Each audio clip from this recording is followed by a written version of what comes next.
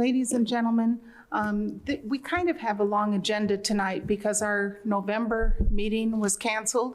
And so although I will not ask you to abbreviate your comments under your 3-minute limit, just be mindful that it is a long agenda and that we do appreciate, your consideration in that regard.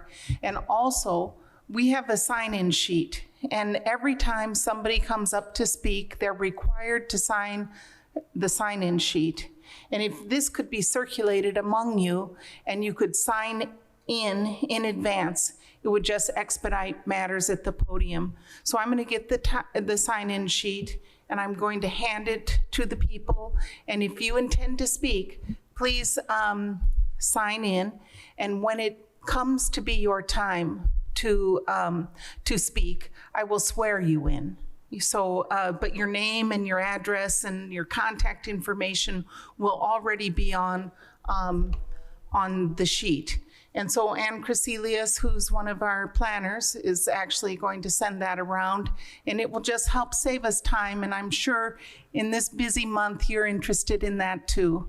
So with that notice, I'd like to call this December 6, 2023 meeting of the Monroe County Board of Zoning Appeals to order. Ms. Nestor Jelen, would you kindly call the roll? Sure. Pamela Davidson. I'm here. Guy Loftman. Here. Dee Owens. Here. Margaret Clemens. Here. Skip Daly.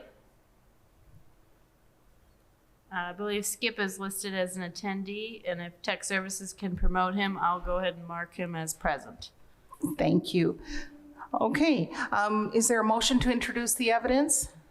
I move that we introduce the evidence for Second. the December 6th meeting. And Second. Okay, I'd like to introduce the following items into the evidence. The Monroe County Comprehensive Land Use Plan as adopted and amended. The Monroe County Zoning Ordinance as adopted and amended. The Monroe County Subdivision Control Ordinance as adopted and amended. The Board of Zoning Appeals Rules of Procedure as adopted and amended. And the cases that were advertised and scheduled for a hearing on tonight's agenda. is there a motion to approve? I move to approve the introduction of evidence. Second. Okay, it's been moved and seconded. I'll call the roll. A vote in favor is a vote to approve the evidence. Guy Loftman. Yes. Dee Owens. Yes. Margaret Clemens. Yes. Skip Daly. I am here and yes. Okay. Pamela Davidson. Yes. Okay, motion carries 5-0. Motion to approve the agenda? I move to approve the agenda for tonight's meeting. I second. Okay, it's been moved and seconded to approve the agenda. Vote in favor is a motion to approve the agenda as presented. Dee Owens. Yes. Margaret Clemens. Yes. Skip Daly. Yes. Pamela Davidson. Yes. Guy Loftman. Yes. Motion approved 5-0. Now, there are 3 meeting minutes that we need to approve. Does anybody have an objection to approving them all at once? No And objection. If there's a motion to approve all 3, I'd be grateful. I move to approve all 3 minutes that have been presented to us in the agenda. August 2nd, 2023, August 30th, 2023, and October 4th, 2023. It's I been second moved and that. seconded. Oh, Yes. yes, seconded. Okay, a motion in favor is a motion to approve August 2nd, August 30th, and October 4th, 2023 meeting minutes. Margaret Clemens. Yes. Skip Daly. Present. Pamela Davidson. Yes. Guy Loftman. Yes. Dee Owens. Yes. Okay, the motion is approved to approve all 3 meeting minutes by a vote of 4-0 to present. Okay, now the first item under administrative business is the proposed changes to the Board of Zoning Appeals Rules of Procedure regarding amended petitions. And with that, does staff want to go over that, or can we begin making comments? You're welcome to begin making comments. I'll go ahead and pull up the agenda as well. And I'll note that for tonight's meeting, our counsel, Mr. Dave Schilling, is joining us via Zoom, so he is available if there are any questions as well. Okay. In paragraph 1, just because of the awkwardness and the length of the first sentence, I propose that we insert a colon after the word order, which is the second word on the right, and then insert a number 1, either reversing or modifying the requirement, order, decision, or determination being appealed, and then semicolon or comma, the number 2, affirming the order and denying the appeal. It just satisfies my English major tendencies, and I think it makes it a little bit more clear.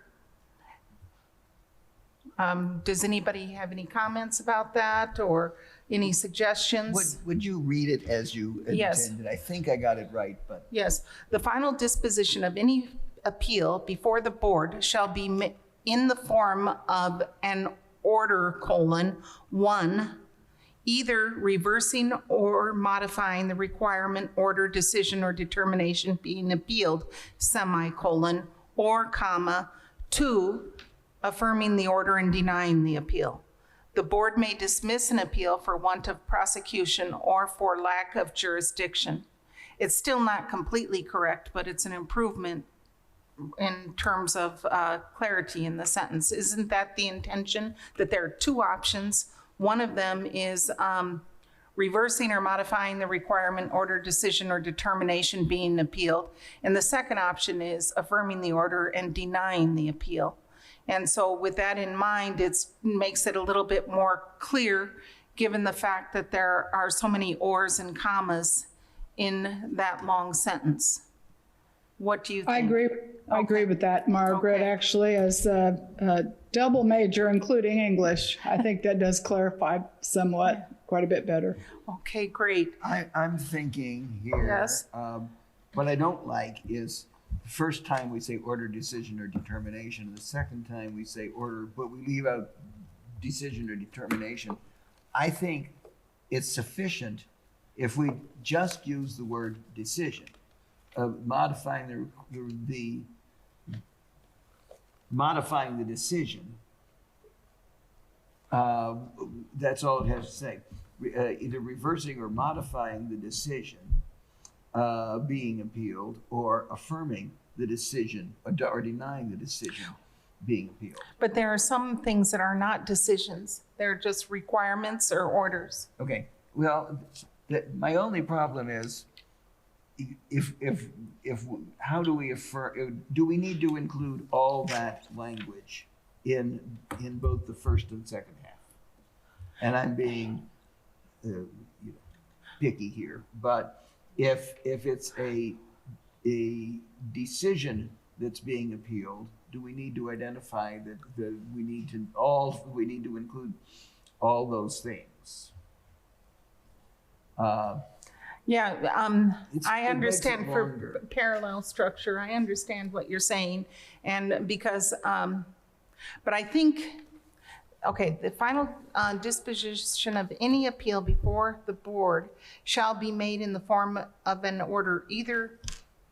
Okay, disposition. The word disposition is used in the first sentence. And Yes. it could substitute for modifying and then we put in disposition being appealed, or affirming affirming or denying the disposition being appealed. Because that's the universal term. That's the generic term for all of those. Well, Dave Schilling, are you here? Yes. And what say you? I think that that's probably tracked the statutory language at one time. It says the Board of Zoning Appeals review of orders, requirements, decisions, or determinations. Any order, requirement, decision, or determination is the statutory language. But I honestly think that any one of those could be considered a determination or a decision. Or the disposition. Could A any of those be disposition, considered yeah. a disposition? I'm saying that's the generic term that Yeah. includes all those. And if we just use disposition, I agree it doesn't perfectly track the statute, but I don't see any potential confusion. What do you see, Dave? I go either way on that. I think as long as everybody understands how the rules are to be applied, that's fine. And I think the disposition is clear enough. Okay, so could you read it then? Okay, so I'll do my best. The final I'll read it the way I've got it in mind. Okay, And yes, see how this works. yes. The final disposition of any appeal before the board, the final disposition of any appeal before the board shall be in the form of an order either reversing or modifying the disposition being appealed or affirming the disposition and denying the appeal. I think that works for me. I like that. So is that a motion then? I move that we adopt the proposed Article 8, final disposition of cases, paragraph 1, as I've just proposed amending it. I second that. May I ask a quick question? Yes, Mr. Daly. Sorry. I didn't didn't have my hand raised. adequately solicit comments. Thank you. Mr. Daly? Is that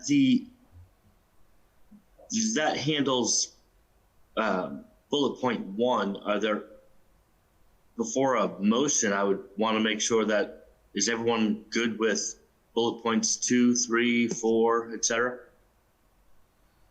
Well, And my other question is, what's the difference between the yellow and the blue highlights?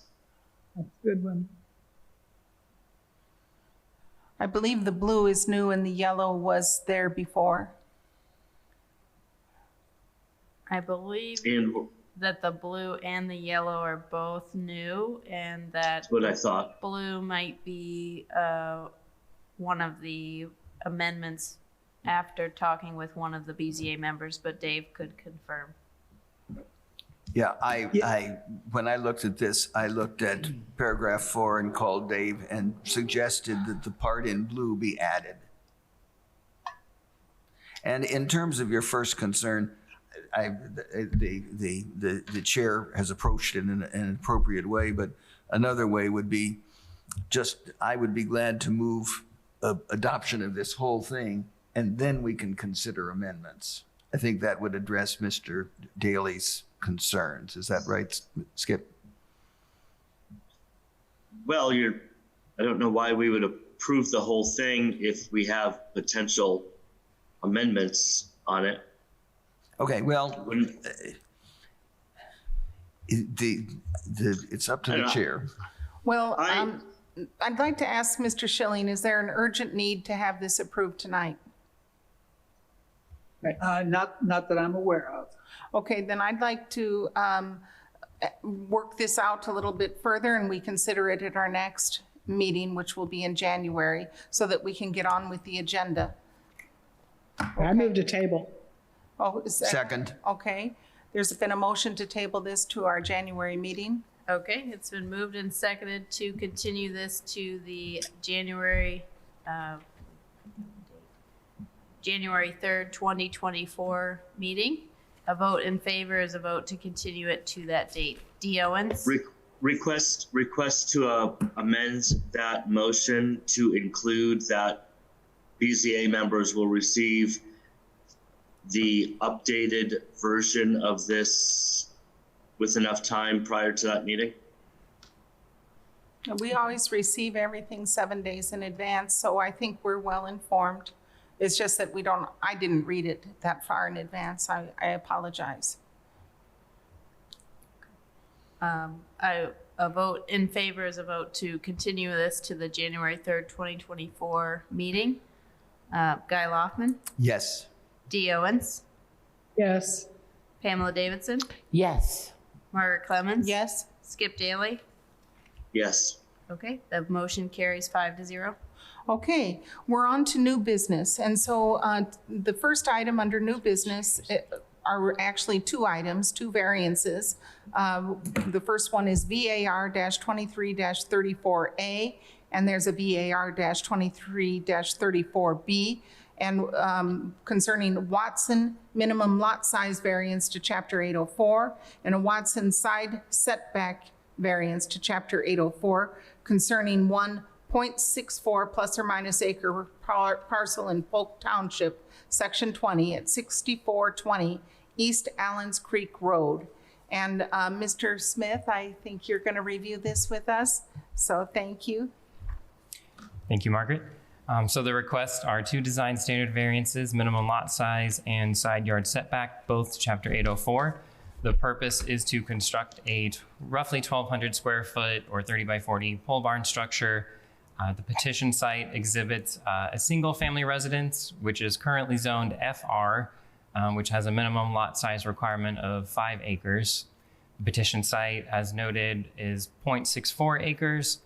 The construction site, the construction site of the pole barn structure is estimated to be about 11 feet from the side property line. So in August of 2023, the petitioner filed for a minimum lot size variance. However, upon submission of a boundary survey to confirm lot lines, it was discovered that the pole barn structure itself would meet the 15-foot side setback. However, the petitioner indicated that they would also like to include a small porch addition to the front of the barn, and this would make the structure 11 feet from the side setback. So this triggered the need for an additional variance. This is the location and site conditions map. Nothing in particular with regards to any sort of site condition concerns with this site. And I do have outlined in the blue sort of rectangle area of where that location of the pole barn structure is being proposed. And these are some aerial photos of the site.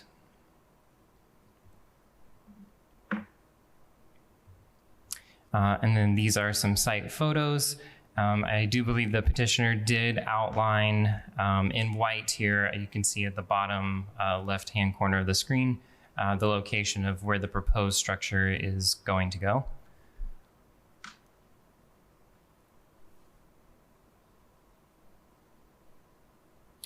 Here on our screen, we have the petitioner's letter to the BZA, as well as they had submitted construction plans. So in this case, they have a proposed image of what that pole barn structure might look like. And then as noted, it's got that extension in front of it, and that is what's triggering the side setback variance. And then on the left side hand of the screen here, we have the petitioner's site plan. So in blue, we have roughly 15.2 feet from the side setback line, so that would otherwise be okay. And then I have in the red rectangle area the 11 feet, and that is with the proposed porch. And then on the right-hand side, they have the boundary survey that was submitted to staff. And these are both also included in the report. So having said that, staff does have two recommendations. The first one, minimum lot size, we are recommending approval based on the fact that practical difficulties have been demonstrated. This parcel does not meet the minimum lot size requirement of the Forest Reserve Zone, nor do the adjacent properties, which makes, if they were to perform a lot line shift, they still wouldn't have enough acreage to accumulate. So that would otherwise be impossible for the petitioner to acquire. And then having said that, no further development may occur on this lot without variance approval or seeking a rezone to a smaller lot size development. For the side yard setback, planning staff is recommending denial of the side yard setback variance based on the fact that practical difficulties have not been demonstrated as they are in the ordinance. And the pole barn structure would otherwise meet the 15-foot side setback through a redesign or relocation of the structure. So if If both variances are approved, the petitioner will need to apply for a residential pole barn structure permit before construction can begin. Thank you. Thank you. Do members of the Plan Commission have questions for staff? Or of the Board of Zoning Appeals, sorry. I have a question. Is the porch on the proposed structure the problem? Yes, That without the porch, it meets the setback rules? that's correct. Okay. Thank you. Okay, I can't tell if Dee or Skip have questions for staff. Okay. I'm Well, good, thank you. Thank you. And if the petitioner or the petitioner's representative is here and would like to talk to the Board of Zoning Appeals about this request, please come to the podium and I will swear you in, and you would have 15 minutes to discuss the case and why you are requesting these two variances. Tech Services, would you allow attendee Sean Watson to speak?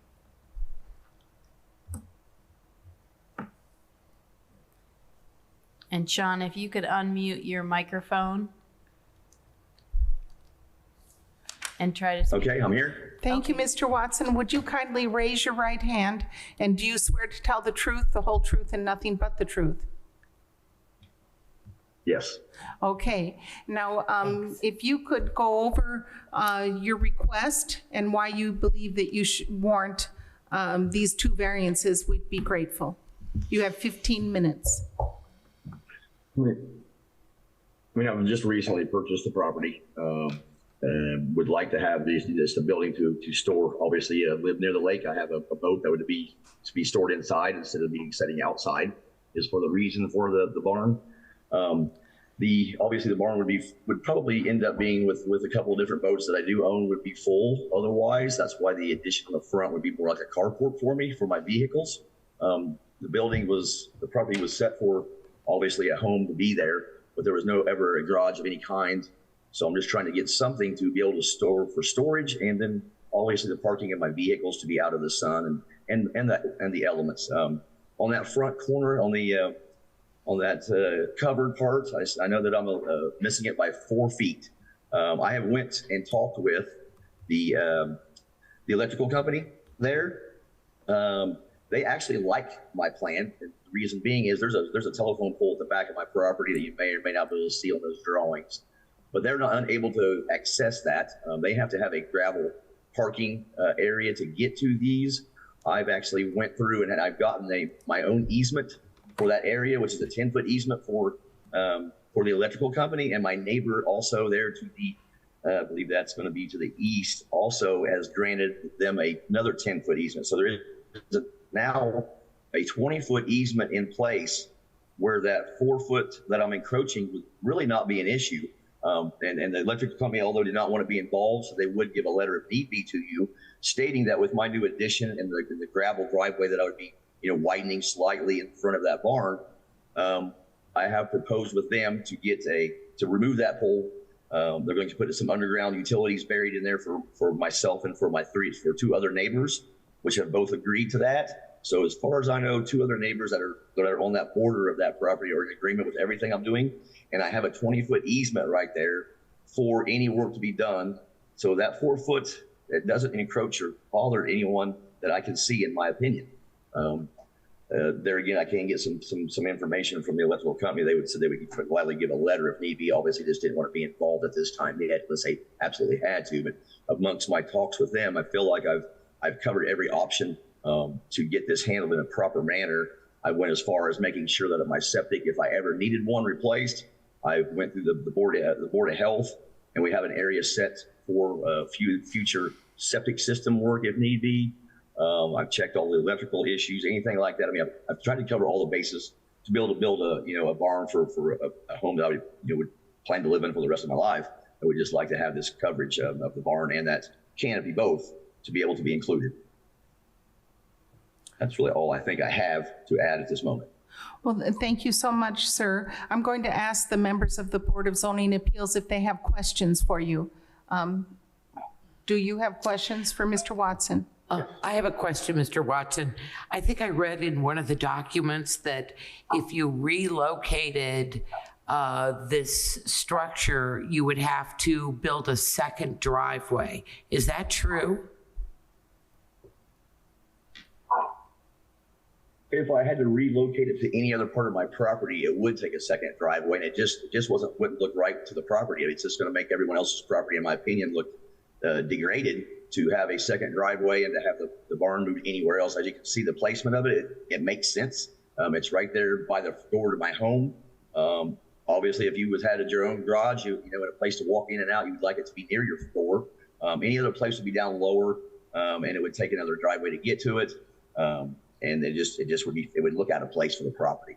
And there again, I know my neighbors, I'm assuming no one's, so it's just fitting. And that's, to do anything else, it just doesn't feel right or look right. May I ask a question of staff? Yes. Staff, is it true about the easement, that having that easement obviates that 4-point situation, as he just said? The electrical? Is that true? No. Do we know?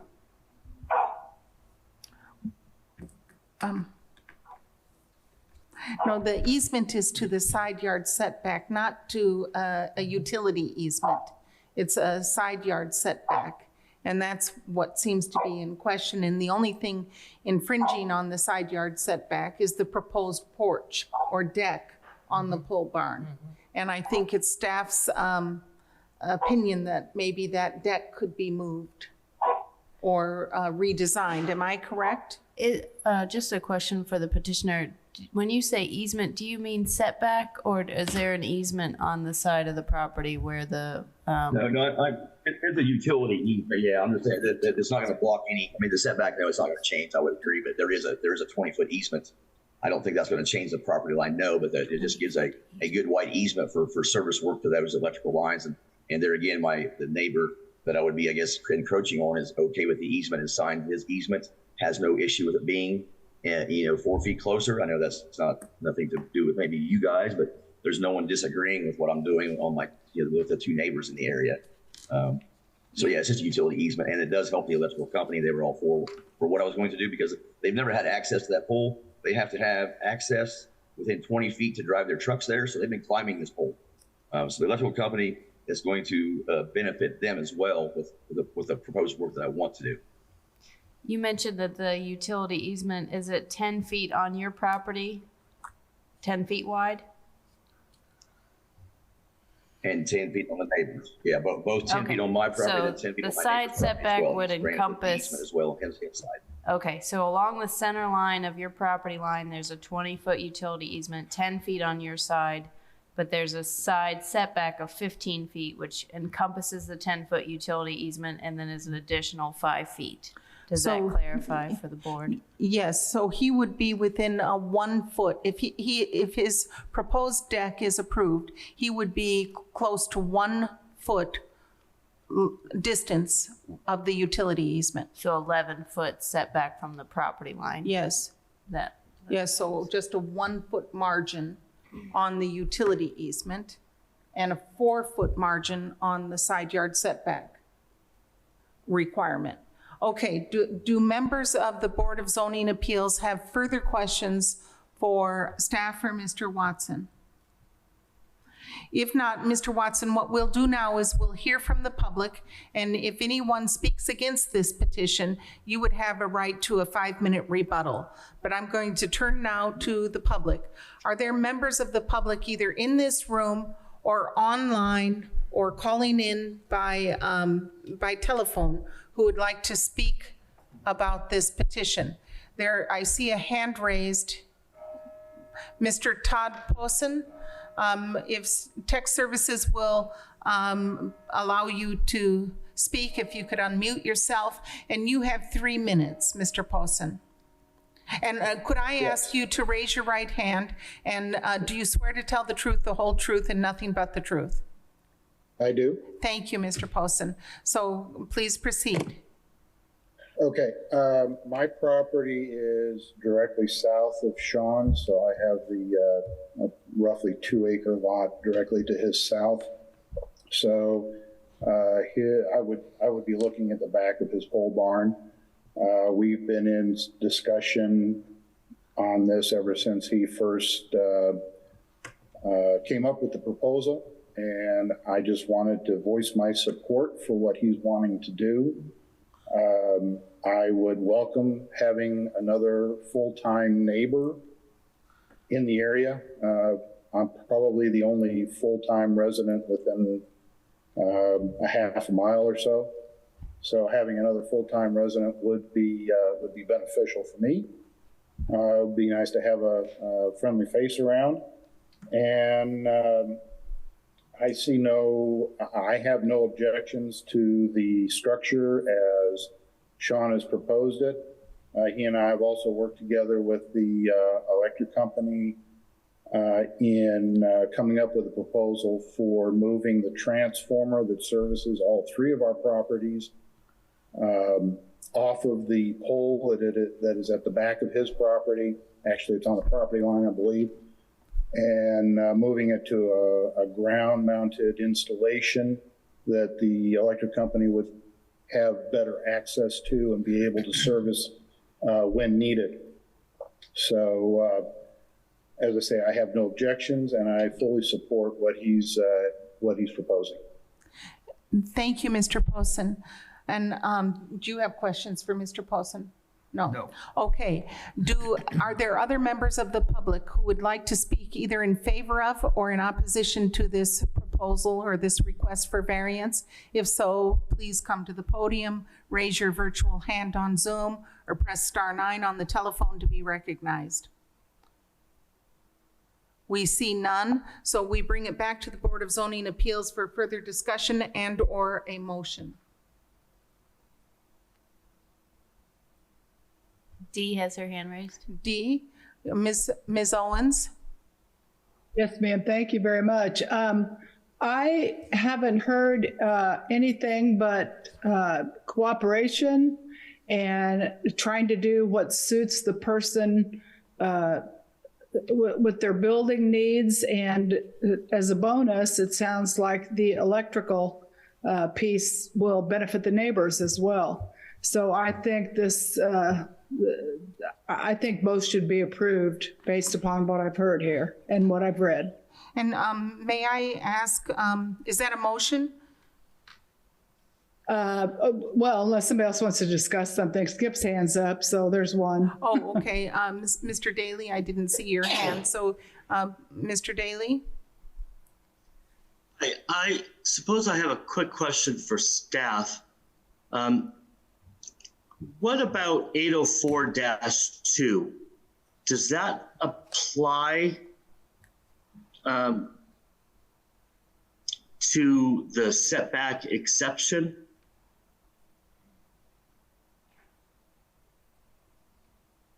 This was described as a canopy. And aren't those an exception under 804-2, and would that not apply, making this whole situation moot?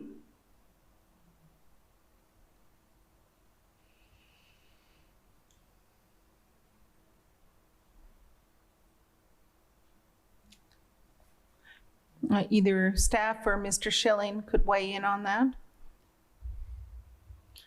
I see where Skip is pulling up. I'm just checking quick definition.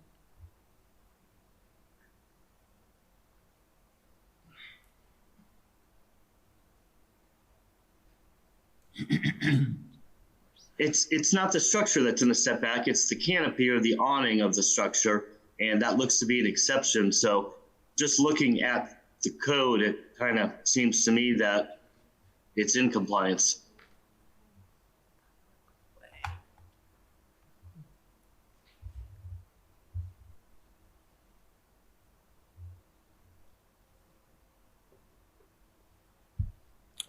Does the canopy definition depend at all on the flooring material, on the concrete flooring, or maybe not, because it often has decking? I don't know. So just for the public's own benefit, there's an allowance of a 3-foot encroachment into the setback for canopies. So they're asking for a 4-foot encroachment into the canopy. So I guess is that?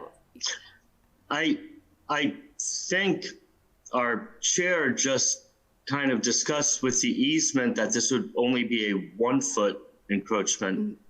No, there's a 4-foot encroachment into the side yard setback with the proposed deck, and a 1-foot encroachment into the utility easement that's there, the electrical utility easement. I think it would be 11-foot setback, so they would have 1-foot buffer between the utility Yeah, easement and the structure. exactly. And then they'd be 4 feet into the 15-foot side setback. So they would meet So they the. still require a variance, so the Yeah. motion is still on the table. Yes, the need for a motion is Okay. still there. And if Ms. Owens would like to turn that into a motion, I would just like to ascertain if she believes that, number one, it would not be injurious to the public health, safety, and general welfare of the community. And number two, that it would not affect the use and value of the adjacent area to the property, and it would not affect the adjacent properties in an adverse manner, and that the approval, including the conditions, seem appropriate, and that they are the minimum variance necessary to eliminate practical difficulties. So Ms. Owens, if you think that those 3 standards for the design variance apply, do you continue with your motion? Yes, ma'am. Thank you for that. Yes, I do believe that all the design standard variance approval standards are met. And I think in the case of variance 23-34A and variance 23-34B, I would move approval of both. Mr. Loftman? I believe you might have read the standards for use variance approval. No, they were here 812-6, Uh-huh. A, B, and C. Right here.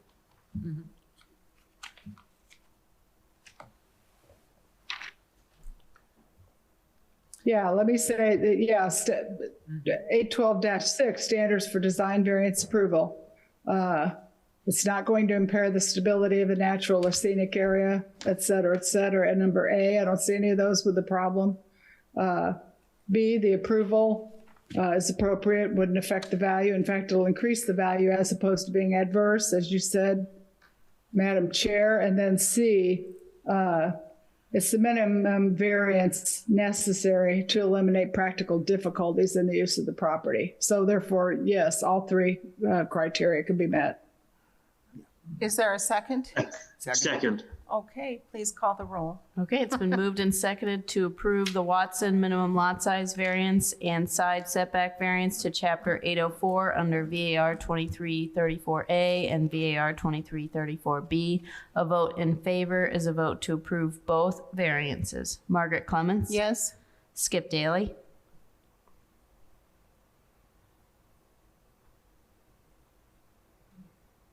You have to unmute yourself, sir. I think I'll come back. I think he's having technical difficulties. Guy Okay. Loftman? Yes. D. Owens? Yes. Pamela Davidson? Yes. And then Skip Daly, if you hold down the space bar sometimes. Yes. All right, thank you. Can you hear me now? Yes. Yes, please vote yes. Okay, thank motion you. carries 5-0. Thank you, Mr. Watson, and thank you, Mr. Posen, for working so well together. It means a lot to us as we oversee the ordinance. Okay, we're moving on to items 3 and 4 on the agenda. VAR-23-36A and B, Southern Minimum Lot Size Variance to Chapter 804, a Southern Minimum Lot Width Variance to Chapter 804 concerning 2 plus or minus acre parcel in Indian Creek Township at 7525 South Mount Zion Road. And Mr. Myers, if you would review that case with us, would we be grateful? Thank you. So this is a design standards variance for the minimum lot size and minimum lot width standards from Chapter 804 at the address just described. The petitioner is proposing to construct an approximately 1,600 square foot residential accessory structure on the subject property. The proposed location of the structure will meet setbacks and buildable area.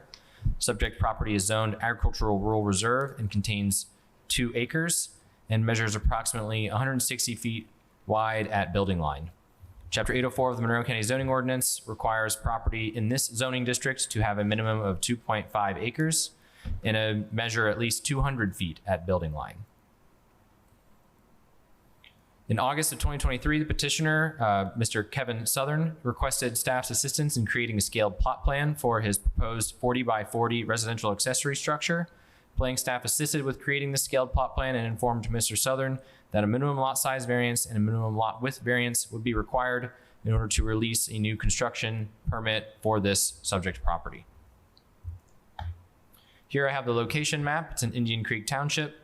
In the site conditions map on the bottom right corner of the screen, you'll note that there is some small areas of non-buildable area that is sloped greater than 15%, but the structure will not be encroaching into any of those areas. Here we have a aerial image of the petition site and another image here and another one here. And then on this page, we have the letter of the owner, Miss Alberta Southern, and she is the property owner and is giving the permission for Kevin Southern to represent her as the petitioner and to apply for this variance. And on the right side of the screen, you can see the plot plan that staff assisted with creating, the 40 by 40 structure located there on the southern portion of the property, with respect to distances of other nearby structures and property lines. So overall, staff recommends approval of both of these variances, the minimum lot size, Chapter 804, and the minimum lot width, Chapter 804, based on the findings of fact. Yeah, if you have any questions, please let me know.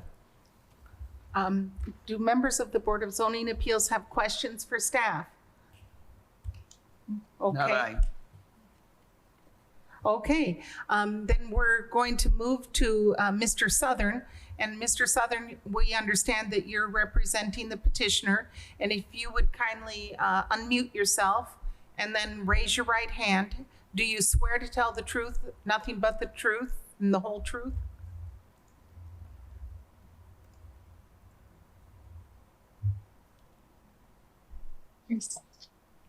I do. Thank you, Mr. Southern. You have up to 15 minutes to go over the case with us and make your case. So we look forward to hearing from you. Okay, this is a garage for storage. I want to restore some old tractors, and basically that's what the purpose of the garage. Well, that looks good. And if your testimony is over, we're going to hear from the public. And if anybody is in opposition to your request, you'll have a few more minutes to talk with us in defense of the idea. Is that okay with you, sir? Yes, that's okay. Thank you. Are there members of the public here in this room who would like to speak in either support or in opposition to this petition? Or if anybody is online, would you raise your virtual hand? Or if you are calling in on your telephone, press *9 on the telephone to be recognized. We see nobody. Mr. Southern, nobody spoke against this, so you don't have to rebut anything. And we come back to members of the Board of Zoning Appeals for discussion and/or a motion. I move that we grant variance 23-36A and also variance 23-36B for the southern minimum lot size variance to Chapter 804, and the second, the southern minimum lot width variance to Chapter 804 for property located at 7525 South Mount Zion Road. And would that be because the public would not be harmed, their health would not be harmed, there's no objection from the neighbors, and that this is the minimum variance needed to eliminate practical difficulties? You described that very well. Okay, thank you. And so is there a second to Pamela? Second that. Okay, please call the roll. All right, vote in favor of VAR 23-36A and VAR 23-36B, Southern minimum lot size and minimum lot width variance to Chapter 804. A vote in favor is a vote to approve both variances. Dee Owens, Yes. Pamela Davidson, Yes. Margaret Clemens. Yes. Skip Daly, Yes. Guy Loftman. Yes. Okay, motion carries 5-0. Well, thank you, Mr. Southern, and thank you for working so well with staff and for seeking approval so that we could keep everything in compliance. We appreciate your cooperation. And we hope we see those tractors at the county fair. Yeah, thank you. Thank you. Thank you. Okay, we're moving on to the fifth item on tonight's agenda, and this is VAR-23-38, Wells Lawn Care General Sign Regulation, a sign allocation, which is a variance to Chapter 807 concerning 2 8± acre parcels in Washington Township, Section 28 at 575 West Simpson Chapel Road. And Ms. Crecelius, would you please review this with us? Yes, thank you. So as you stated, we're located in Washington Township. So we are kind of adjacent to I-69 up north.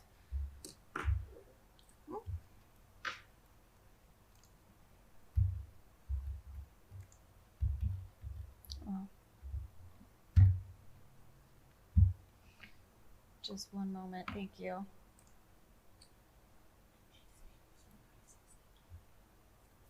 I think that has frontage on I-69. Yeah, right there, right by the highway. Okay, I added a couple of photos at the last minute, so it wasn't refreshed. So this helps us a little bit, have a little bit of context. So at the bottom is I-69, and on the right side of the screen would be north. So this is the petition site. So they are requesting one commercial design standard variance from Chapter 807. So the petition site is currently zoned pre-existing business and agricultural rural reserve. So Chapter 807 is from the general sign regulations, specifically sign allocation. So the specific code states that total sign allocations for the zoning district set forth in Table 7.1 must be based upon the building mass and street frontage standards described below. Using the street frontage standards, we were able to calculate that the total allowed square footage for the property would be 550 square feet. There is a maximum signage allowed per site of 600 square feet. So this specific request is from 807-6D1, which is that the location, size, and variety of all signs existing upon a zoning lot are included in the total sign allocation.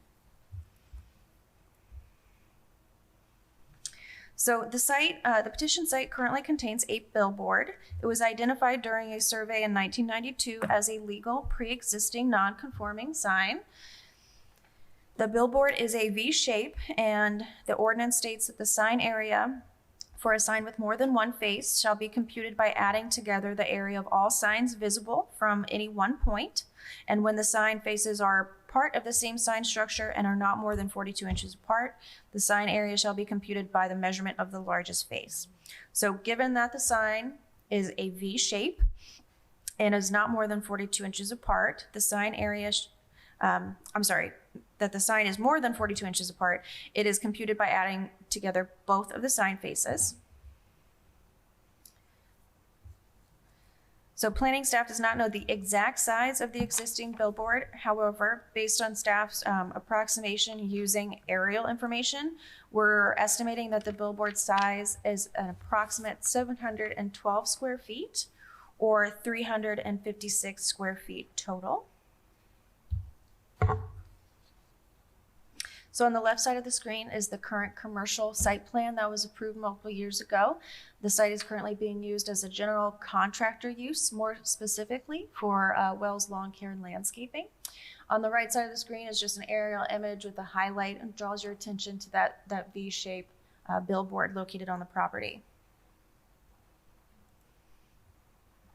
So the petitioner is requesting this variance in order to allow an additional 95.45 square feet. Jump one. So they are proposing 2 wall signs to be located on the office and the garage structures on the property. They are sized 34 square feet and 60 square feet approximately. This would allow the petitioner to have a total of 807.45 square feet of signage on the site using the staff estimate for the billboard above.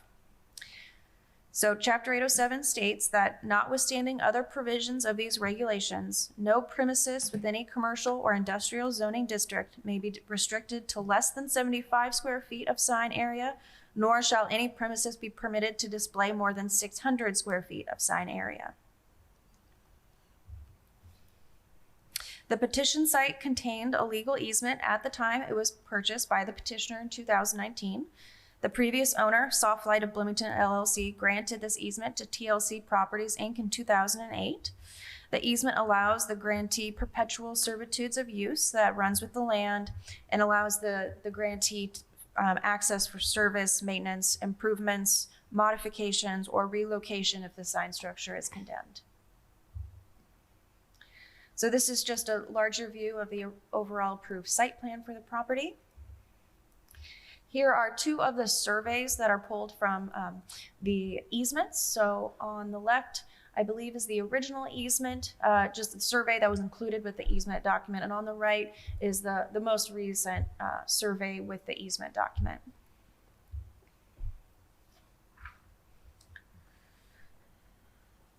So staff is recommending denial of the variance VAR 23-38 from the general sign regulations.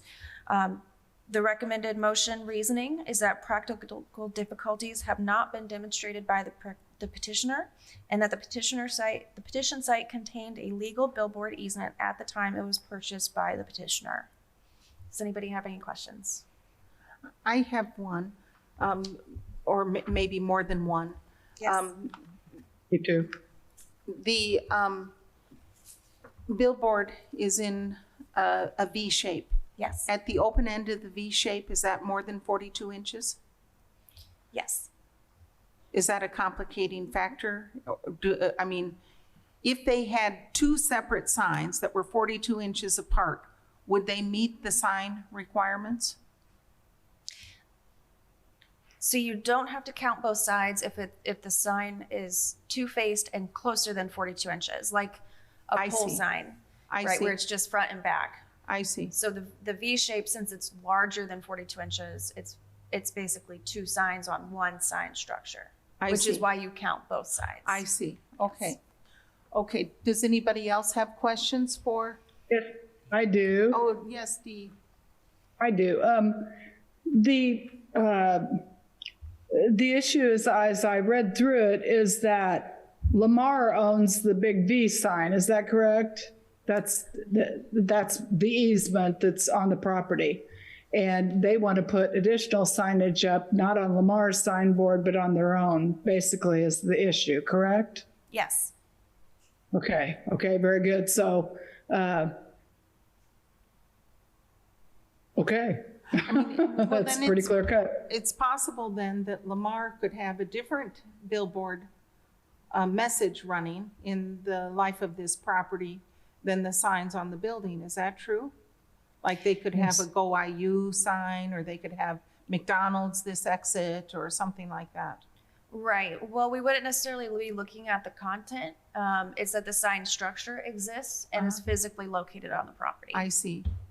And then could you review the deed part of that then? Just in a nutshell, how this was kind of grandfathered in on the purchase agreement for the property, or in 2019 when they purchased the property? Right, so there was the original grant of easement in Yes. 2008. Yes. And then in 2019, I believe there was like a naming difference and Yes. they re-recorded that easement. Yes. So there was an update, like the updated survey. The easement allows the grantee perpetual servitudes of use that runs with the land, allows the grantee access to service, maintain, improve, or modify the sign structure, and also allows the grantee to sell the rights or relocate the sign structure on the property if the structure is condemned. And that would be to Lamar. That would be, it would be Lamar advertising who is the grantee. Lamar would be the owner, yes. Yes, okay, okay. As you read that, did it talk about changing the size of the sign in that easement grant, or just the location or permission? I didn't see anything about the size. I didn't see anything. I didn't hear you read that. Now, the easement document is much longer than what I just Yes, Yes. yes. Now, when we are looking at a pre-existing non-conforming sign, generally you're held to the size that you have when identified as legal pre-existing non-conforming. With other signs that would also fall in the same category. If you were to become smaller, you would not necessarily then be able to go back up. So they'd have to maintain that square footage. If they ever go smaller, they'd have to stay to that size. They cannot then expand. Okay, well, Mr. Loftman, Do you have an estimate of how far between the far edges of the sign, what is that space? If I understand, if it was 42 inches or less, we wouldn't have a problem. Do you have an estimate of how much that is? I can quickly find one. If you don't mind waiting just one moment.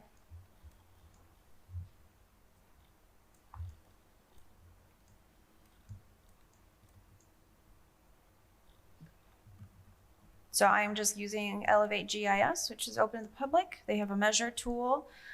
So I'm just going to the measure tool and the site using aerial imagery. we have such smart staff.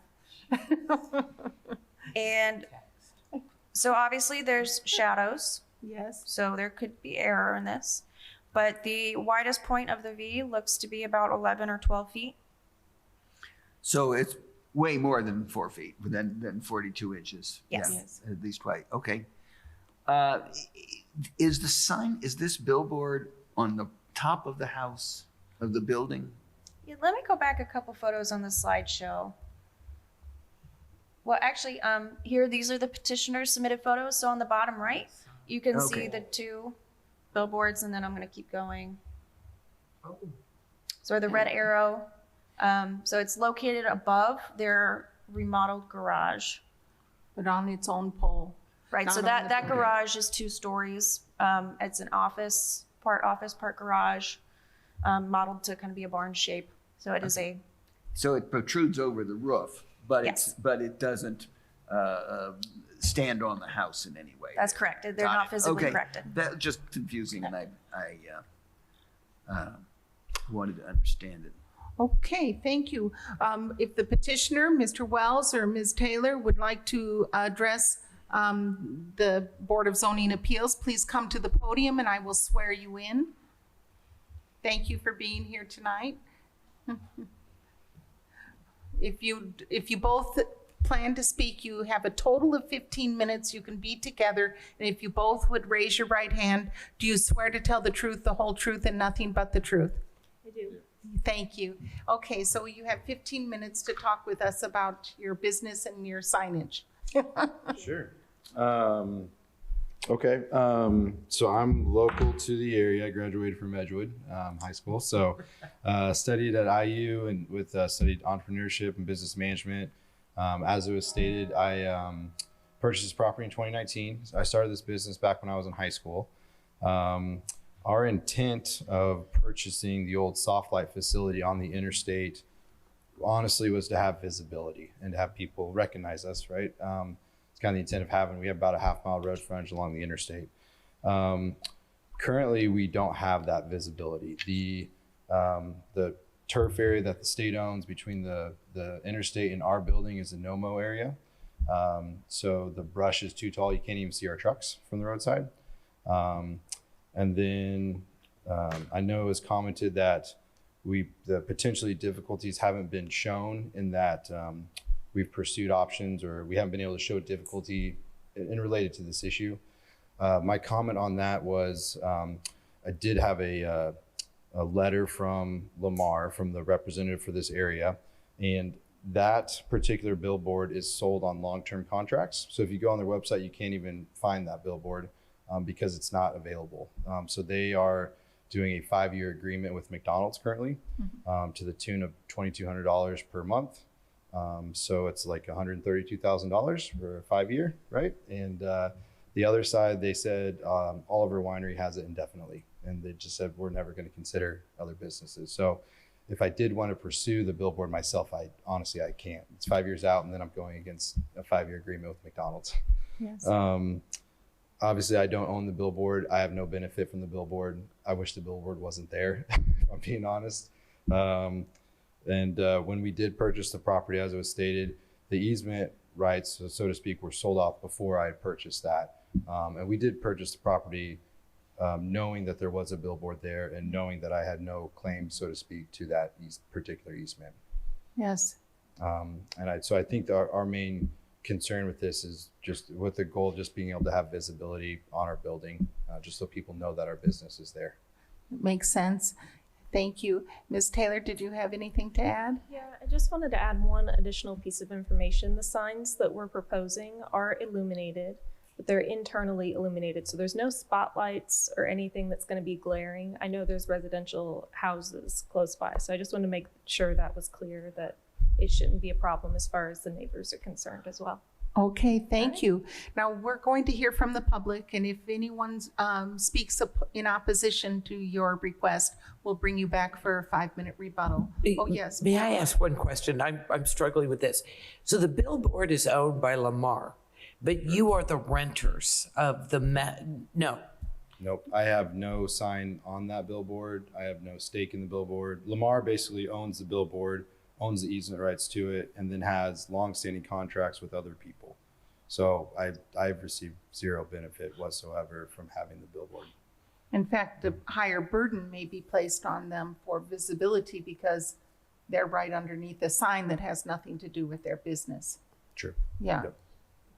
But you've brought this petition to expand the size of the billboard? No, the petition has nothing to do with the billboard itself. It's just to put signage on our warehouse and our office space. Got it. And so that's the conflict, is that the billboard is there preventing us potentially from having a signage on just our building itself. Because there's a total square foot limit, no matter what it pertains to. Like if it pertains to McDonald's or Oliver Winery, and then Wells comes in and they want to put their own sign, if it's all been usurped by a billboard that has nothing to do with their business, then they're prevented just by the sign limitation, if I understand correctly. Boy, that helps a lot. Yeah. Thanks. Yeah. So I'm going to open it up to the public. If there are members of the public who would like to speak in support of this petition or in opposition to this petition, please come to the podium. Please raise your virtual hand on Zoom, or please press *9 on your telephone to be recognized. I can't tell if people are responding. Okay, so I'm come back now to the Board of Zoning Appeals for further discussion and or a motion. Yes, Mr. Lofton. Can I ask a Yes, staff question? of course, yes. If this billboard were flat were parallel and close together, then it would be 400 feet, not 800 square feet. Is that That's basically right? And the 400 feet plus, it's just 60 feet of signage that these people want to add? It's a little bit more. I think it's 207 square feet difference. I think they're limited to 600 square feet. And am I right? It's about 207 square feet total variance. Yes, they're requesting an additional of 95.45 square feet. That would be 2 wall signs. The total square footage for the entire site is 600 square feet. Yes. Okay, but if it were instead of being treated as 800 some, if it was just treated as one sign. I know that's not the regulation, but this is going to help me in my understanding of it. Then they want 95 feet. You add that to 400 feet, and it comes out within the limit. So the problem is, the reason they have a problem is because those signs aren't parallel to each other. If they were parallel and close to each other, we wouldn't have a problem. Okay, that helps inform my decision. And in light of that, Let's just see if Dee has any questions. Oh, good. Or I think Dee, I can't tell if Dee has her hand raised. I'll just say that my question was going to be, why not just rent from Lamar and use that sign? But the applicant answered that, saying that they've already got a 5-year commitment and they probably won't change. I would say, on the other hand, having heard this discussion, that it's entirely, what thought is, and maybe this is something Ann can answer too. I know that if they made the signs, Lamar made their signs smaller, then they're stuck with that size. But if Lamar could be convinced by the applicant to change the structure a little bit and put the signs back to back to thereby free up some square footage, would that then trigger anything because it's pre-existing non-conforming? I mean, if Mr. Lamar, through the goodness of his heart, wanted to change his sign design, which has nothing to do with Mr. Wells, that's kind of a separate issue. It's kind of just really out of the scope, I think, of what we could expect of the property owner, or of, I mean, let me put it like this. If we want, billboards to be eliminated, in our new sign ordinance, and I know the city has done this, it would take some kind of destruction of the current sign or an abandonment of the sign, and there's income generated by the sign by Mr. Lamar. So it's just a completely different issue as I see it, although it affects this property in terms of the total amount of square footage they are allowed to indicate their own business. And to me, that seems like a hardship. It just seems like a hardship, especially with a good, productive business. That building looked great. You've improved the area. It looked, you're keeping the property neat. It looks really, that barn structure looks great to me. I don't know, Mr. Loftman, if you have a motion? yes. Yes. I move that we approve variance 2338, and as a design standard variance, that it would not be injurious to the public safety and general welfare of the community, that the approval is appropriate, would not affect the use and values in an adjacent area, because little signs on the building aren't going to affect any of the distant neighbors here. And the approval would be appropriate. It's the least they can get to have any visibility from the road, so it's a minimal size. And there were no opposition raised. So in light of that, I move approval. I'll second that. Okay. All right, it's been moved and seconded to approve VAR-23-38, which is the Wells Lawn Care General Sign Regulation for sign allocation to Chapter 807. A vote in favor would approve adding additional 95.45 square feet of signage to the property. A motion in favor is a vote to approve. Guy Loftman, Yes. Dee Owens, Yes. Pamela Davidson, Yes. Margaret Clemens. Yes. And I'll note Skip Daly has left, so the motion is 4-0 to approve. Thank you for coming in tonight, and thank you for working with us and honoring our code, and for being valuable members of our business community.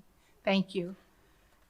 We move on now to item number 6, VAR-23-40, Herd rear yard setback variance to Chapter 833 concerning 1.20 plus or minus acre parcel in Van Buren Township, Section 1 at 511 South Village Drive.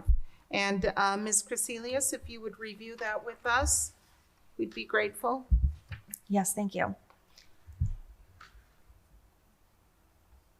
Okay. So as you stated, we're located in Van Buren Drive. We're in an older neighborhood called the Highland Village 5th Edition. So the property is platted. So the petitioner applied for a residential building permit / improvement location permit in 2017 for an addition to the residence. At that time, it was discovered that the petitioner had built an elevated back deck without an improvement location permit. The notes from the zoning inspector at that time states that the deck was under 30 inches in height and wouldn't require a permit from the building department. They then incorporated this design into that current building permit for the residential addition. The deck structure would require an ILP from planning, meaning that the structure would still be required to meet all setbacks. From the zoning inspector's review notes, the deck was then included in the review permit. So despite that the deck was not necessarily triggered to have a building permit individually, a deck structure would still be required to meet setbacks. Go back. So the site plan provided at that time showed that the deck was encroaching approximately 13 feet into the required 19-foot setback. The zoning inspector did not catch this at the time, and an ILP review was completed in September of 2017 for the addition and the deck despite the deck encroachment. The petitioner paid for and picked up the residential building permit in March of 2018. So the building permit expired in March of 2019 and the ILP expired March of 2020. No permit renewal was received, nor was there evidence that a renewal was requested. A building department inspector went forth and completed 3 different inspections of the room addition post the permit expiration.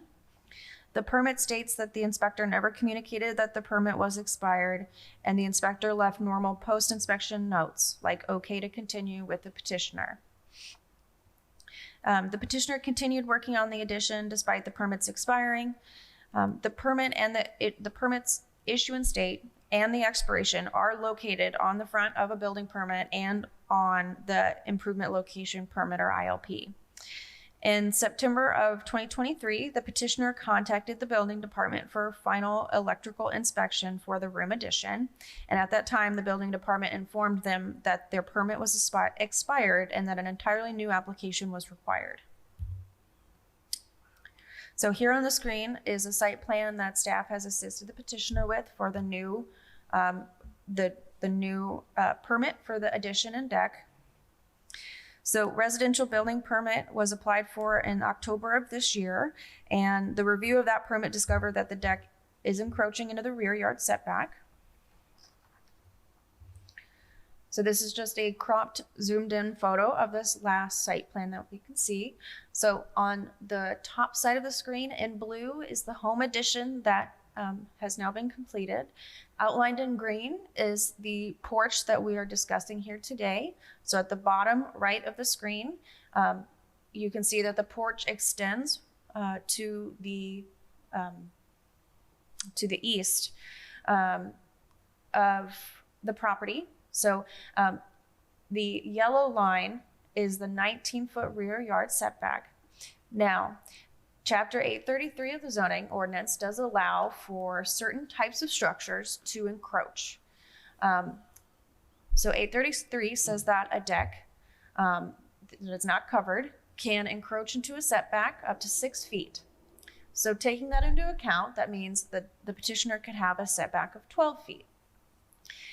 The deck that was built is still encroaching 6 feet into that. So they're requesting to have a 6-foot rear yard setback to allow the existing deck to remain in its location. So just a couple of photos. This deck has now been there for years.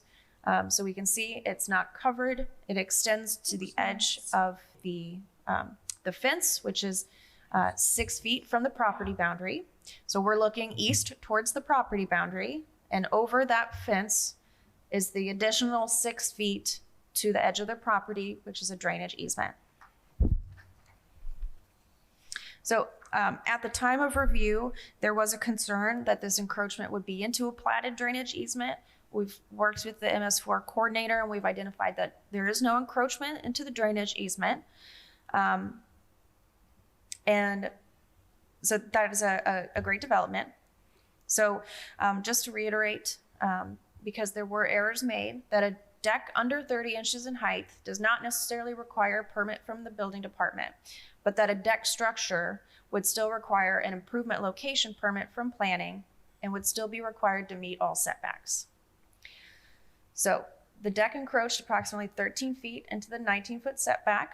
With that allowance under Chapter 833, the 12-foot setback, the deck is still encroaching 6 feet. So this variance is to allow a 6-foot setback for the existing deck. On the screen is Mr. Barry Hurd's letter to the BZA.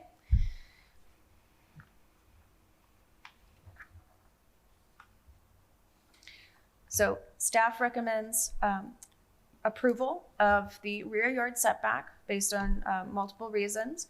We recommend approval because based on the fact that the request satisfies the criteria under Chapter 812-6, including that the deck is not injurious to public health, safety, and general welfare.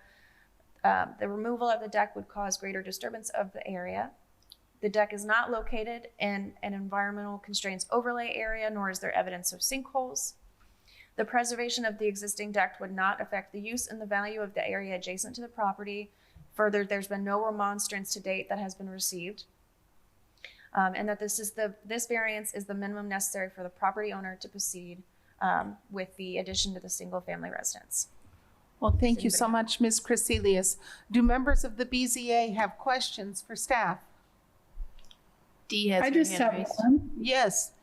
Yes, Dee. Yes, it seems to me that there was just misunderstanding here, and that these folks tried to do everything they could properly, and it just didn't work out that way. Nothing nefarious, is that right? It seems that way. It seems like they really tried to work within our system, you know, and time and life intervened, and you know, that they, you know, they're trying to work within the system again by seeking approval for this variance. So I think so, Dee. Thanks. Mr. Loftman? I just wanted to say, not so much a question, but a statement of appreciation. I always like it if the recommended motion is laid out like this. It makes it makes it easy for me when I'm considering it. I thank you for that. Thank you. And so we'll turn to Mr. Hurd. I see that you're attending virtually. Would you like to present to us? And if so, would you please unmute Mr. Hurd? And Mr. Hurd, would you raise your right hand? And do you swear to tell the truth, the whole truth, and nothing but the truth? I do. And you have up to 15 minutes to talk with us about your request. Well, my name is Barry Hurd. I just want to say that the deck that I built, I did get approval from the planning department, I guess, back in 2017. And the reason I built that deck and got actual approval because of the, I have major trees back there, and I have ground that just won't grow grass. I have grandkids that comes over, and I just tried to build that deck so they can kind of enjoy the backyard. That's nice. That's nice. Do members of the BZA have questions for Mr. Hurd? Oh, do you have more you'd like to say, Mr. Hurd? No, I'm fine. I just thank you very much. Okay, so I'm going to turn now to members of the public. If there are members of the public in the room or online or calling in by telephone who are either in support of this petition or in opposition to this petition, please either come to the podium, raise your virtual hand, or press *9 on the telephone to be recognized. And we see no one. So we turn back to members of the Board of Zoning Appeals for further discussion and or a motion. I'm ready to move that we accept variance 23-40, variance 23-40, the Herd rear yard setback variance to chapter 833 for property located at 511 South Village Drive. And would you also For say? all the reasons that we heard from staff in that lovely motion. Yes. That Mr. Loftman likes so well. Yes. Those reasons. Is there a second? Second. Okay, please call the roll. It's been moved and seconded to approve VAR-23-40, which is the Herd rear yard setback variance to chapter 833. A vote in favor is a vote to approve the variance. Pamela Davidson, Yes. Margaret Clemens, Yes. Guy Loftman, Yes. Dee Owens. Yes. Okay, motion is approved 4-0. Okay, we're moving on to item number 7, VAR-23-41, Hudson minimum lot size variance to chapter 804 concerning 1.21 plus or minus acre parcel in Clear Creek Township, Section 8, at 7594 South Old State Road 37. And Mr. Brown, if you'd review this with us, we'd be grateful. Thank you. So this request was triggered by a residential accessory structure permit R-23-1067. The petitioner intends to build a 192 square foot shed at this property and has already prepared a site to place it. However, it was found during the review that the property is only 1.21 acres in area, while the minimum lot size for agriculture rural reserve zoned lots is 2.5 acres. And here we do have a location map and a site conditions map of the area. The area where my mouse is currently hovering is the rough location of where the shed is proposed to be laid. So it's not within an encroachment. It's not encroaching into an area of slope or encroaching into setbacks. And here is the same with the current zoning map as well as the comprehensive plan map. And here are just a few photos of the site from the ground, including the area where the shed is proposed to be placed. And I do apologize, I neglected when making this PowerPoint to include a photo of the petitioner letter or the proposed site plan submitted by the petitioner for the residential accessory structure permit. However, those are available in the packet, and I could share the screen with the packet instead, should the board wish. I think that we have those in our packet and we don't need to have them redundantly placed here, but thank you for letting us know and drawing our attention to that. Thank you. So staff recommends approval of VAR-23-41 due to the pre-existing non-conforming nature of the lot. If the design standards variance is approved, the petitioner's residential accessory structure permit will be allowed to continue, as this is the minimum variance needed to allow the owner to do further development on the lot in the future. All of their design standards are being met. And if the design standards variance is denied, the residential building permit will be stopped. Okay. Do members of the BZA have questions for staff? D? Not I. No. Okay. No, ma'am. Okay, so we'll move to the petitioner. Is Mr. Or Mrs. Hudson here or online? And would you like to speak to us and talk with us about your rationale? Okay, well, let me move to the public, and if they have any objections, you'll have another chance. Okay, are there members of the public who would like to speak in support or in opposition to this petition? Please come to the podium, raise your virtual hand, or press star 9 on your telephone to be recognized. Do you see anyone? Okay. Then we move back to the Board of Zoning Appeals for further discussion and or a motion. I move we approve variance 23-41 for the Hudson minimum lot size variance to chapter 804 for property located at 7594 South Old State Road 37. Happy to second.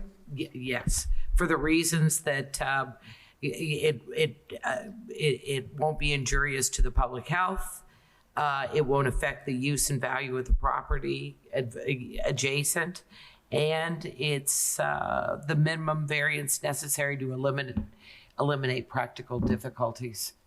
Okay. It seems like a modest sized shed from the footprint. Yeah, and I think Ms. Owens seconded that. Do you agree with everything that Ms. Davidson just stated? Yes, ma'am. Okay. All right, it's been moved and seconded to approve VAR-23-41, which is the Hudson minimum lot size variance to chapter 804.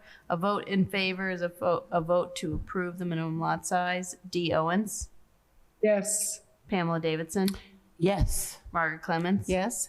Skip Daly. Oh, is not here. Guy Loftman. Yes. All right, motion carries 4-0. So thank you so much, Mr. Hudson. Everything is approved and we appreciate your working with us. Thank you. We're moving on to the 8th item under new business, and that's VAR-23-42, the Williams use variance to tourist home cabin in chapter 802 concerning 1.39 plus or minus acre parcel in Perry Township, section 27 at 1901 East Luke's Court. And Mr. Myers, if you would kindly review this with us. Thank you. All right, so this is a use variance to add a tourist home / cabin use to a zoning district that does not normally permit this type of use category. The current property at 1901 East Luke's Court is zoned suburban residential, and the use of tourist home / cabin is not permitted in this zoning district. The subject property is 1.39 acres, and it exhibits the land use of a single-family dwelling. The petitioner intends to advertise the living space above the existing attached garage as a short-term rental. And according to the petitioner, the living space above the attached garage was originally built to house his daughter and son-in-law in 2016. They have since moved on from the property, so the petitioner is seeking to establish that living space as a short-term rental. Short-term rentals in the Monroe County zoning ordinance are classified as either a tourist home / cabin or as a bed and breakfast. The latter being one of the conditions that you actually must serve breakfast and be owner occupied. So the definition of a tourist home / cabin found in chapter 802 states a building or portion thereof in which 4 or fewer guest rooms are furnished to the public under the terms of a short-term lodging agreement. The definition of a short-term lodging agreement states an agreement under which rooms are provided for a fee, rate, or rental and are occupied for overnight lodging or habitation purposes for a period of less than 30 days. In most situations in the county, particular to Airbnb or VRBO, most of those uses fall under tourist home / cabin, unless, like I said before, it is owner occupied and you are furnishing a breakfast to your staying guests. As I stated, the tourist home / cabin use is not permitted in the SR zoning district. It is permitted in the Ag RR district, as well as the FR district, the CR district, and is a conditional use in the ER, LR, MR, HR, and in the HR zoning districts. So I'm going to skip ahead to this slide here. Tourist homes / cabins are also subject to a special condition. That's number 48, chapter 802. I have that broken up into 2 separate slides here. Overall, there's a number of conditions that must be met. One of them being A, the lot must meet or exceed the minimum lot size and infrastructure facilities requirement for the zoning district prior to the commencement of the tourist home or cabin. The applicant does meet this requirement, given that the minimum lot size of the SR zone is 1 acre and they contain 1.39 acres. Normally, however, that requirement being that it's in zones that are typically have a 2.5 minimum acres lot size, the applicant would not have normally met this requirement. But given that it's a district that doesn't typically allow this, he does meet this requirement technically. Item B is another item that property owners typically run into when trying to establish a tourist home / cabin. And that states that a tourist home or cabin shall be located no closer than 200 feet from any adjoining principal use structure not currently being used as a tourist home or cabin, or from the adjoining property setback line if no adjoining principal use structure exists. Based on measurements made on Elevate GIS, the applicant does not meet this requirement given that they are 154 feet from the adjoining principal use structure across the street at 2000 East Luke's Court. So this is something that the petitioner would have to come back to the Board of Zoning Appeals and apply for a design standards variance to be approved for a tourist home / cabin, given that they cannot satisfy that condition. The remaining items of the condition 48 involve outdoor pool or spa facilities, parking rules, rules about staying at the tourist home / cabin, smoke detector rules, and solid waste and refuse rules, as well as how many guests per guest room. All of those, it is assumed that the applicant can meet those requirements based on the site, as well as pictures that staff has seen from the listing on VRBO or Airbnb. Okay, so there is some history to the site. This is Exhibit 9 in your packet. I will direct you to the yellow arrows on this exhibit that pertains specifically to this petition tonight. So in 2015, a permit was issued for a 3-bedroom single-family residence for this property. And in 2021, staff mailed an enforcement letter to the property owner requesting a cease and desist use of property as a short-term rental per violation of Chapter 802-5 for permitted land uses, being that the petitioner was operating a tourist home / cabin or a short-term rental on the property without being in the proper zone. And then, of course, in October of 2023, the petitioner filed for the use variance to add the tourist home / cabin to the property. The remaining items on this timeline of events pertain to other petitions that the property has been involved with, specifically related to property line shift with the neighbor to the west. There were some other discussions related to this property with those items. But tonight, I will focus the attention to the tourist home / cabin use. Okay, so if the use variance is approved, the petitioner will proceed with the following process. 1, apply for a design standards variance to condition number 48 for all requirements that cannot be met for a tourist home / cabin. This includes 48B, which is the one about the 200-foot distance to a principal use structure. Number 2 and 3 and 4, those are the standard procedures for establishing a tourist home / cabin in the county.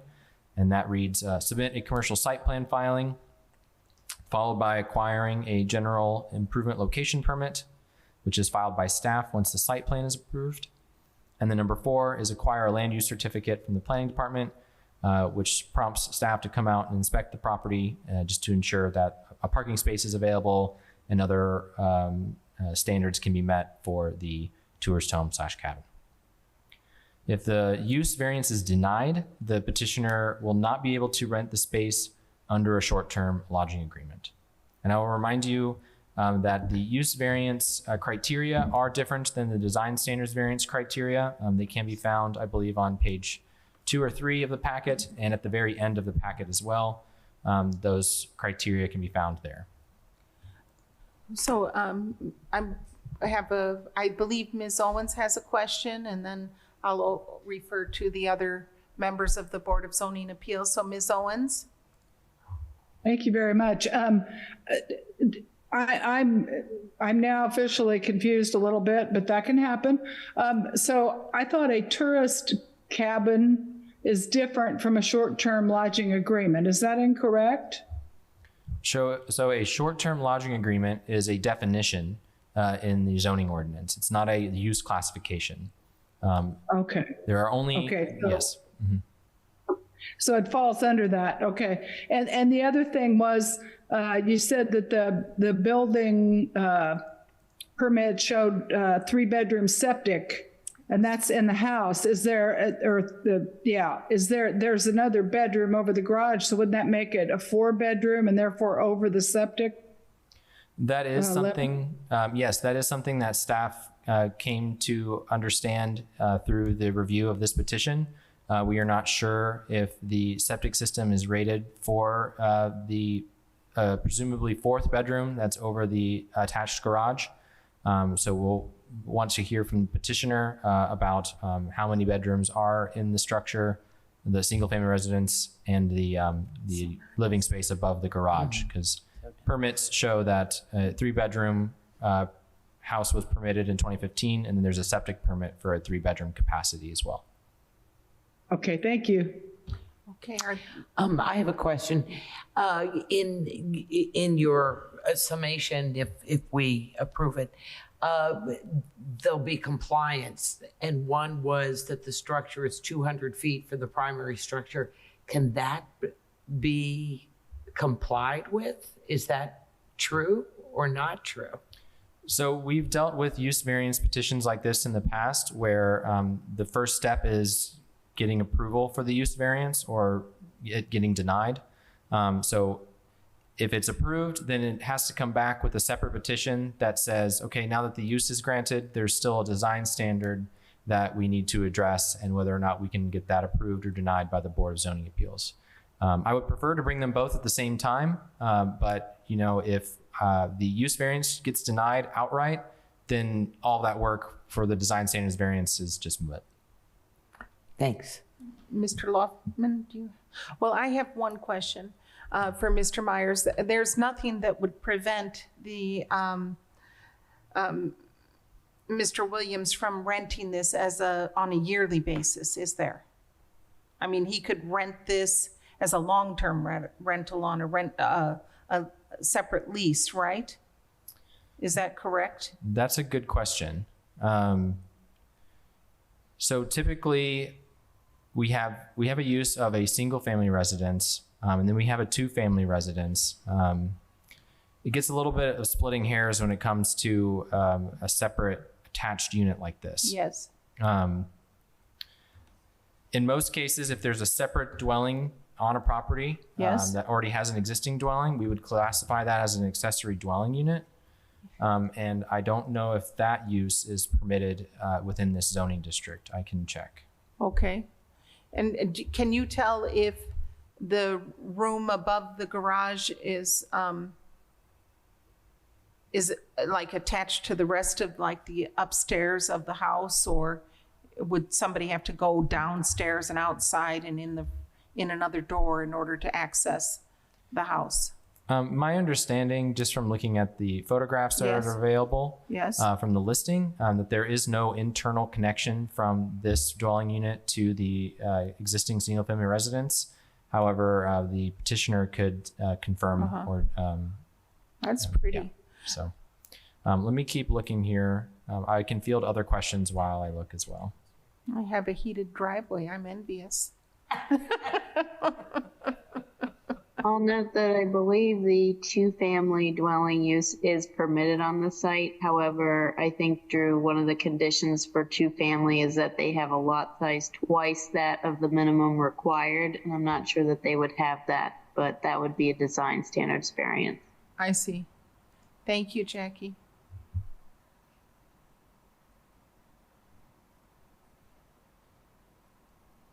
So, okay. So if the petitioner's representative is here or online, please come to the podium and raise your right hand. And do you swear to tell the truth, the whole truth, and nothing but the truth? I do. Thank you. Well, you have 15 minutes to go over your request. I was basically here just to answer any questions like you brought about it's only 3 bedrooms. There's 2 bedrooms on the main floor, and that is the other bedroom upstairs. Yes.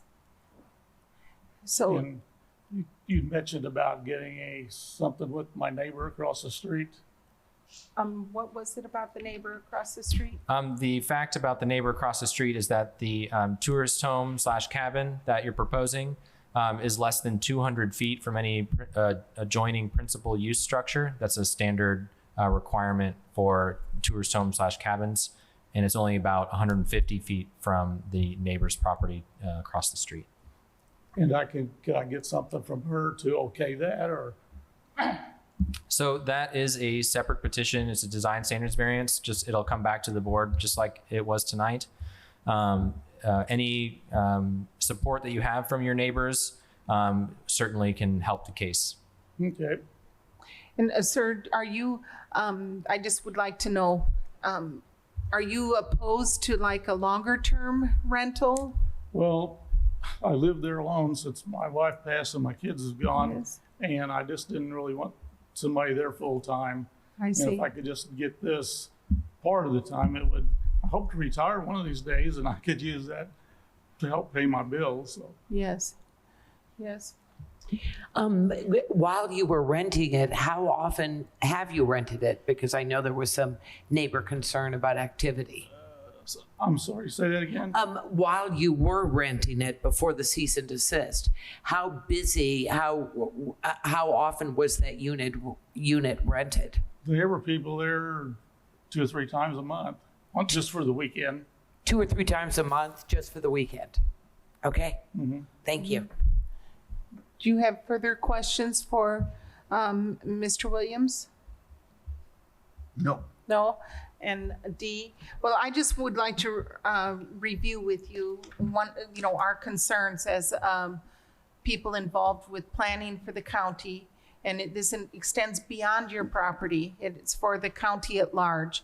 And with us on the Board of Zoning Appeals, because it's kind of like a stack of dominoes that there's a lot of pressure for short-term rentals at the same time that we're trying to preserve places where people can live so that not all of Monroe County is just rented out on short-term football weekends. We would like to have conserved places for people who actually contribute to the community in a more profound way. And that's one of our concerns as a Board of Zoning Appeals and people who are involved with planning. And so one of the standards that we have to meet is that that your request doesn't interfere with residential choices, like where a family could live or where somebody with a mother-in-law who needs help would live, like you were doing before. Or we are concerned about focused development in communities so that we can create a sense of community rather than just having people come in and leave and come in and leave and always different people, And then we're also concerned about just kind of the overall feel of the area in terms of the land and not just the use of the property, but the overall feel of the neighborhood and the community. So those are the things we're deliberating over tonight. And I wonder if you have anything to add about that. Well, my neighbors, when I did this, I didn't know I wasn't supposed to be doing it. And I let some of their family stay there anyway for free. So, because they were all good with it. So. Well, that was nice of you. So, well, if you have anything to add, we're gonna open it up to the public. Okay. And then if anybody speaks in opposition to this, then you'll have a 5-minute opportunity to come back and talk in your own defense. Okay. Okay, thank you. Are there members of the public who are here in the room or who are online or I don't think it's Zoom anymore. Is it Zoom? Okay, on Zoom, if you would raise your virtual hand, or if you're calling in by telephone, would you please press *9 to be recognized if you're either in favor of the petition or in opposition to the petition.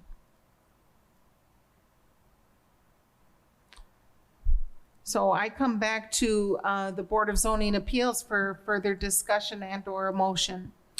Did we see in the packet a neighbor complaint? Because that's how the cease and desist happened about activity. Did we see follow-up from that neighbor beyond reporting?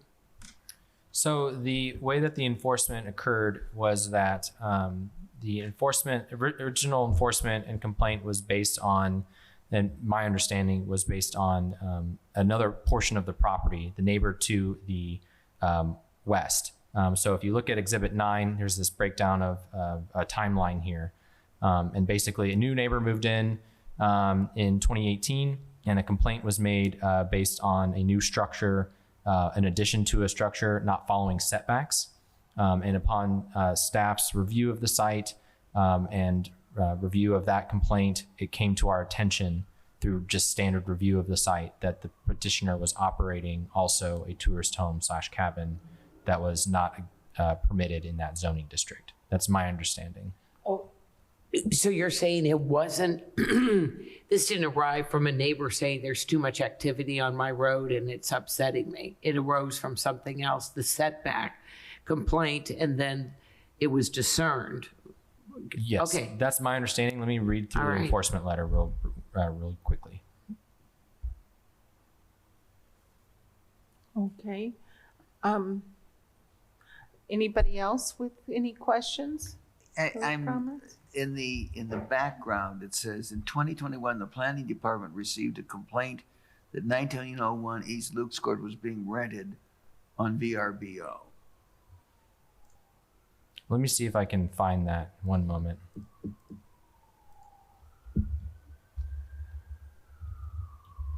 It's right there on the screen. I'm looking for the actual see. enforcement.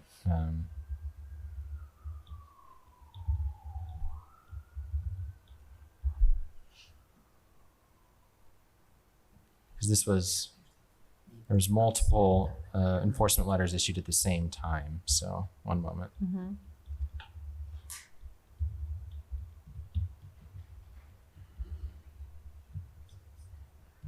Yeah, but I mean, it's still.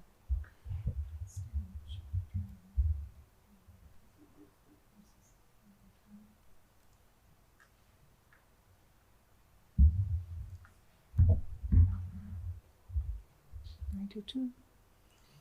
But we can't.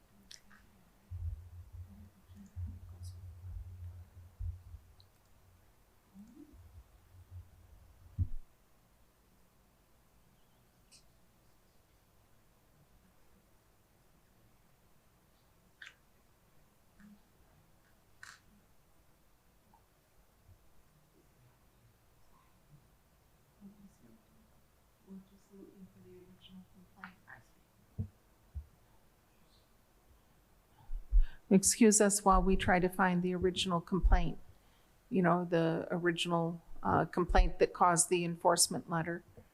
On the enforcement letter itself, on the screen, AC 21-36, it states, it was noted during a site visit for unpermitted construction that this property is being rented as a short-term tourist rental. An online check confirmed the upstairs of the attached garage is advertised on Airbnb as a short-term rental. The short-term tourist rental is not permitted use in the SR zone.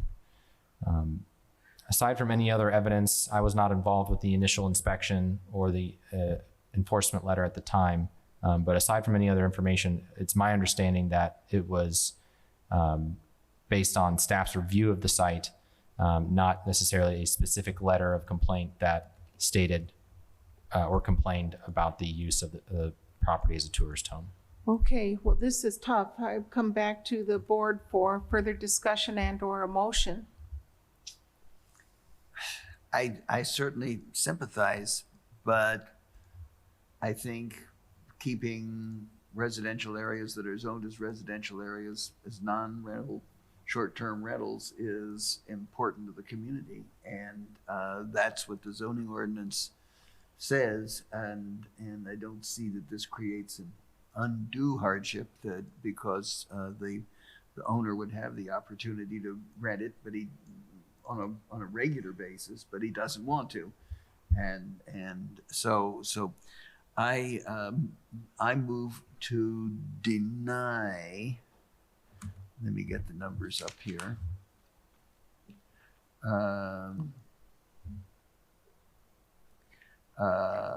Variance 23-42. I mean, what the?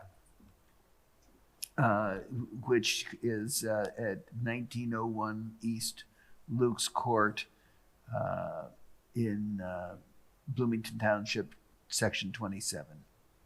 Is there a second? Well, I'm going to second the motion. I with great sympathy and reservation. I think I was here when you came before us before for a variance. And we do really need to preserve residential choices. And it looks as though you have a steep hurdle to climb as far as the other variances that would be needed on your property in order to pursue this anyway, that you would have other things that you would have to come and one by one get them approved. And you could either do that for the a yearly rental or for, we're going to we might deny the short-term rental tonight, but in any event, if you would like to rent that property or that area in your house that is attached but separate from your home, you still have to work with the planning staff for other variances. So I'm seconding the motion that Mr. Loftman made, and if I do it with regrets and sorrow. And if I might correct, I think I said that he would be able to rent it, and I think he might be able to rent it. He might be able to rent it. And I don't want to, I don't want that misstatement on my part to be uncorrected. In either case, he would have to come before us for other approvals. So I second Mr. Loftman's request for denial and with regret. So for case VAR-23-42, it's been moved and seconded to deny the Williams use variance to the tourist home cabin, Chapter 802 use request. A vote in favor is a vote to deny the use variance. D. Owens? No. Pamela Davidson? Reluctantly, no, also. Margaret Clemens? Yes. Guy Loftman? Yes. Okay, the motion fails for lack of a majority. So you're still in the game. I'm sorry. My biggest recommendation to you is to work with the staff and try to figure out the best possible avenue for you that is the least costly in terms of time, energy, and money. And I think we need to explain that this hasn't been approved or denied. Right. It just sort of rolls over, and hopefully we'll have enough. Since somebody's not here, we can't get to a majority either way. And we appreciate your appearance, and sorry we can't resolve it for you this evening. So this will be heard at the January 3rd, 2024 BZA meeting, but Drew may reach out to you to explain some other options. Thank you so much, Mr. Williams. Happy holidays. Thank you. Okay, we're moving on to item number 9, VAR-23-43, Barker side yard setback variance to Chapter 804 concerning 1.19 plus or minus acre parcel in Benton North Township, Section 34 at 9390 North Derrick Road. And Ms. Crecelius, if you would review this with us, we'd be grateful. Absolutely, thank you. Thank you.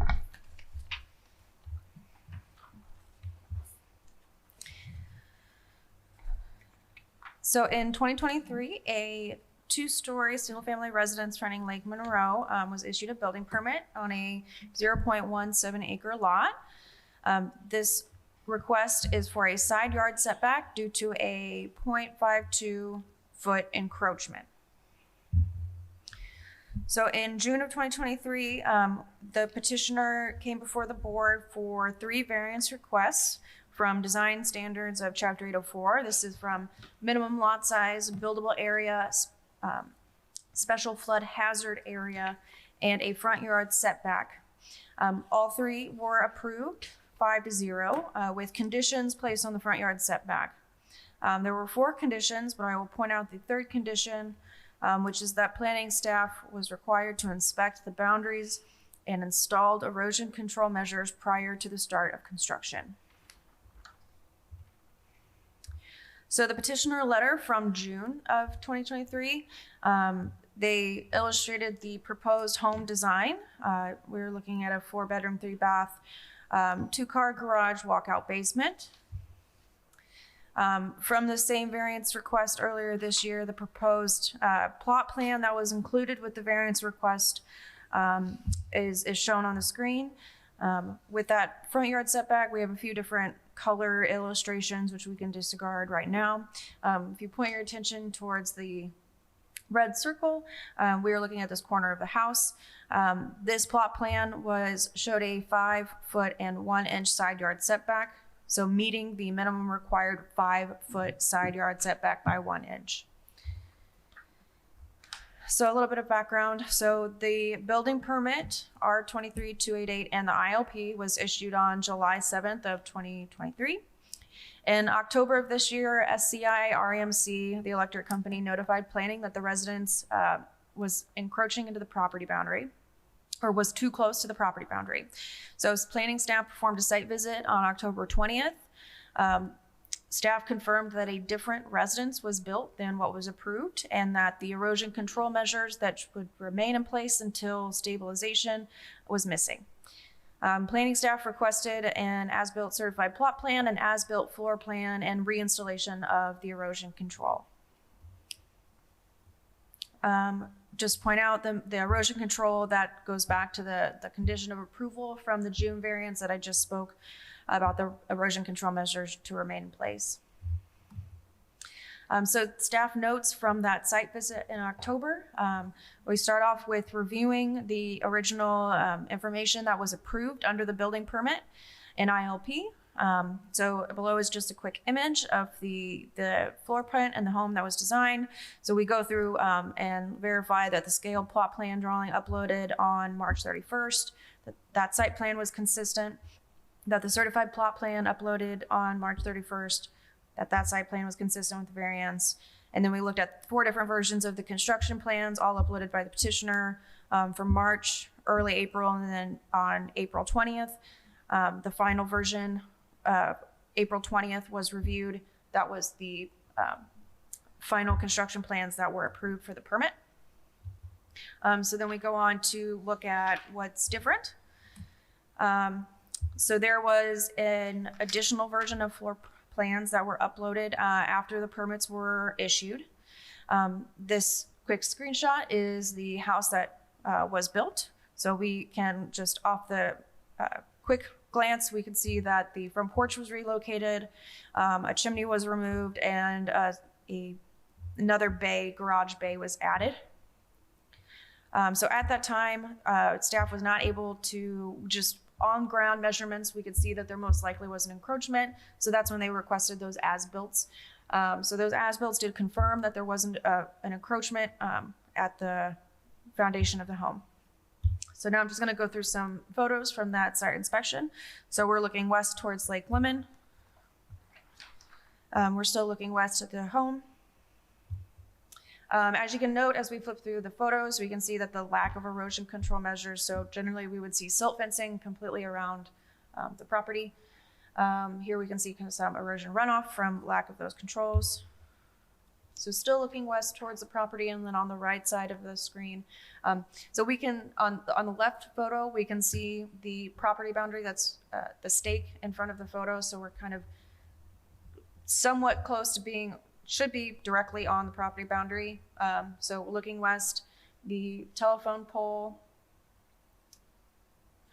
I'm not sure if that's located on the petitioner or the adjacent neighbor's property. So that's not a good visual for you, but we are looking in between the 2 properties.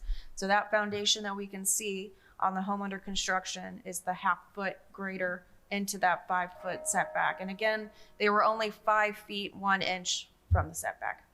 The photo on the right, we're looking kind of northwest at the property, adjacent property.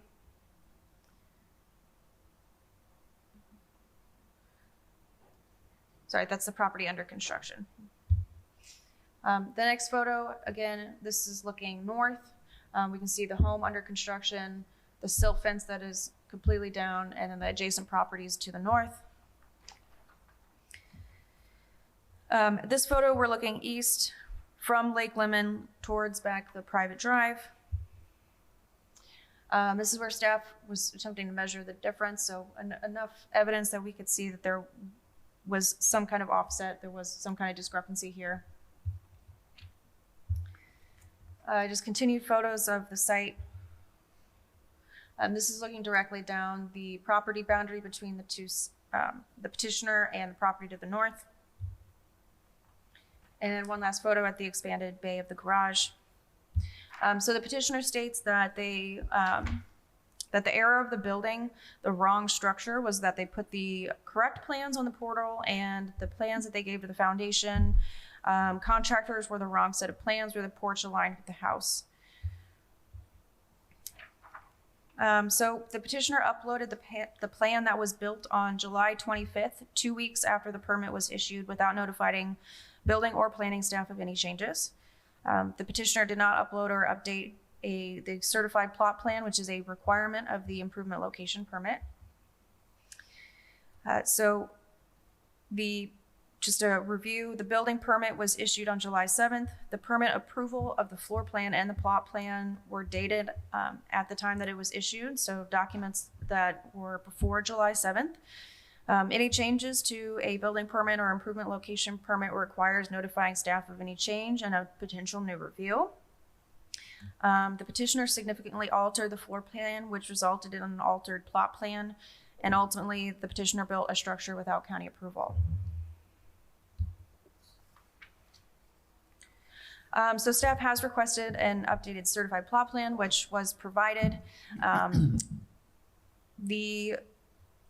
We did request that all proposed impervious surfaces should be illustrated on the certified plot plan, and that the certified plot plan would be required regardless of the outcome of the variance requests here tonight.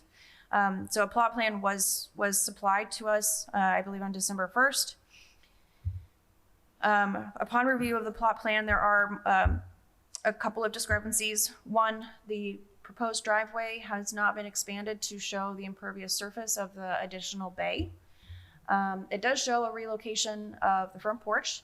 It does not show the correct setback from the foundation. It is still showing the old 5.01 setback from the side yard setback.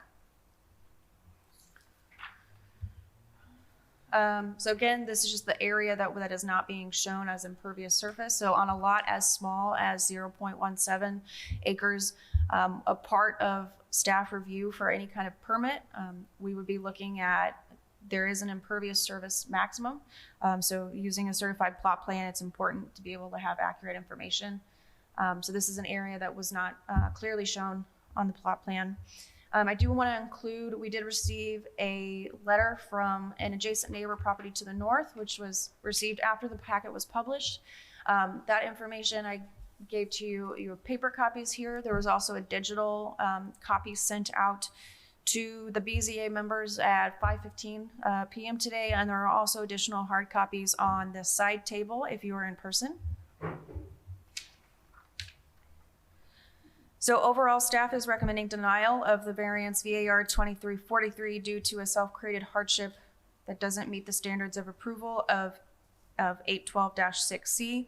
So denial of the variance would require the petitioner to alter the front porch to meet the 5-foot front yard setback.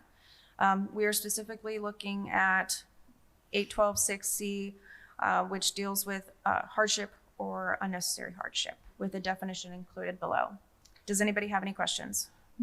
Do members of the board, I see Ms. Owen's hand is raised. Thank you very much. Yeah, could you, I don't have a question. Could you please put that letter back up so I can read it? Because I don't have a copy of it. Dee, I did try to send that to you by email at 5:15 today, but I'm sure, that's right before our meeting. Okay, I will go look at my junk file because it wasn't in my main file. Thank you. It's back up, Dee. It's back up on the screen. Thank you.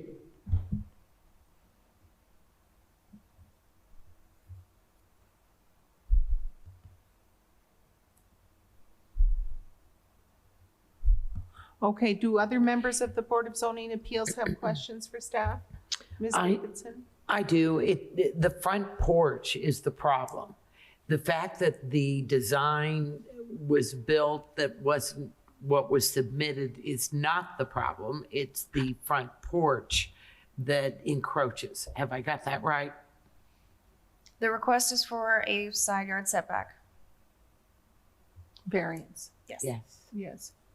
And is it the porch that encroaches into the side yard setback? Yes, it is. Okay. Do you have one of those photographs that shows the exact spot where the setback is? It was 1 inch away from the original design. So the site plan is a little hard to tell because we're looking at a very, very small area, but I can pull back up the certified plot plan. I don't know if it changed or not. It could just be an error that the text wasn't updated, but we are looking at a very small area. So quite hard to tell. And it's the porch that encroaches. Do you have a picture of the porch itself? Mm-hmm.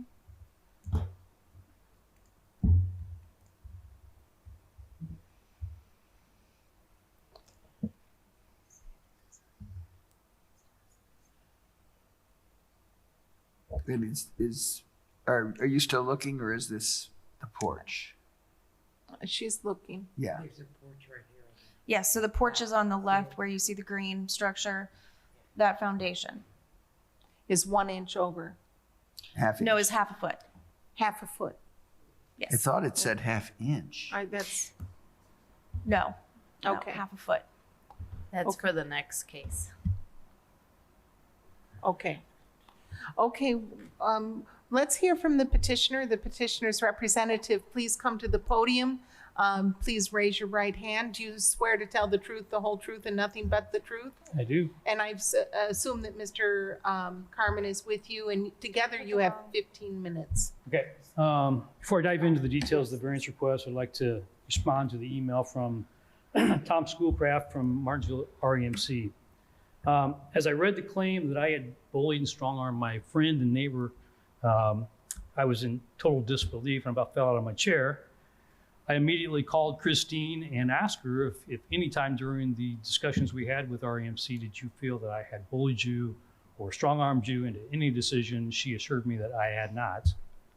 And she also agreed, and she did send an email to Ann to clarify that. Mm-hmm. Since the REMC letter was in there, I would like to clarify what actually did happen because there's several facts in that letter that are just blatantly wrong and untrue. When REMC first came on site to my house to talk to me about providing electrical service, they indicated that my service would be buried at no cost to me because it's a new structure. They said for the pole to be moved, this was between our houses, that Christine would also have to bury her lines as well because we were both serviced by that same pole, which made sense. They said her cost would be between $1,000 and $2,000 since she had an existing home. So the next day I approached Christine and I explained it to her and said, are you interested in doing something like this? And she said she would be if the cost was reasonable. That was fine. So this whole process took several weeks. Several weeks transpired. She came back to me and she said that she just could not move forward with burying her electrical service any longer because Martinsville REMC had informed her that she was going to now have to move her meter base. She was going to have to move her internet service, and likely she would have to move the internal circuit panel inside her house. And they estimated these costs to be in the range of $5,000 to $6,000 now. And so my response back to her was, I totally understand your reluctance to move forward, and it wasn't my intention to cast a big burden on you financially to do this. So it was totally understandable, but I did ask her, would you mind if I inquired a little further into how this new requirement came to be with REMC? And she was fine with me inquiring into it. So I called REMC and I indicated, I asked why she had to move her meter base. And they told me that it was a requirement of the Monroe County Building Department that they would never approve it unless she moved her meter base. So my next call was to Monroe County Building Department, and I talked to Brian Arnett. And I asked Brian, I said, would this person have to move their meter base if they wanted to now bury their lines, go from overhead to underground? Brian said, no, they would not have to do that. And then in fact, Brian actually came out to my house the very next day to do an inspection of my house. And he visually got to see it, and he once again confirmed that no, she would not have to move the meter base. So next, I called into REMC and I asked to speak to some higher level of authority leader within the field operations area. I shared with him the challenges that Christine and I had been experiencing and the changing requirements. He ended up personally coming on site, and he brought with him 2 of his senior level leaders from the company. And literally within 45 minutes, they had mapped out a solution to our problems that we're both happy with. The pole between our house was eliminated. Christine's electrical service remained to be overhead, but they moved the pole that serviced her house in a more discreet location so the wires weren't visible. My electric service was buried on my property, and they didn't have to trench in Christine's yard as the email says they would have to do. So much of that email is just factually incorrect. And just to summarize, there was no bullying or strong arming. Christine did not have to spend any money to move her electrical services or internet services. The pole between our house was moved without Christine having to spend any money, and my electrical service was buried without trenching on Christine's property. So I just wanted to clarify those because the email says many things that are just the opposite of that. Well, thank you. So moving on to the variance request, can we go to page 114? I don't know if 114 is still the same page, but after I received my building permit on July 7th, I decided to add a single garage door. The previous approved house plan, a building permit, did have a 3-car garage. I already had a 3-car garage, it just didn't have the 3rd door. So I just wanted to add the 3rd door. To accomplish this, the architect moved the front porch over to the right. And this isn't it, okay. No modifications though were made to the interior layout. No additional square feet were added. The architect did realize that the porch may be too close to the setback, so he moved the porch back about 6 inches to avoid that problem. So there it is right there. So you can see it's hard to see, but in the bottom right, you can see the first design, he moved the porch all the way to the right. He thought there might be an issue with the setback, so he moved it back a little to avoid that issue. So what was submitted to the portal on July 25th was a version with the offset, so we could avoid that issue. This is one of my mistakes. I thought that uploading the building plans to the portal was the thing to do, and that's what I was told, upload the plans to the portal, and that sufficient notifications would go out to the planning department. Now I realize that there was more to it than that. I didn't realize that there was several other steps that were required. But moving on, when the subcontractor came out to install the footers and the foundation of the house, he asked me for a set of plans. And my mistake number 2 was I gave him a version of the plans that did not have the offset of the porch. Oh. So that's why it was built that way. Didn't have the 6-inch offset to avoid the setback issue. Using those wrong plans, can you go to page 101 now, please? Using the wrong plans, what resulted was on the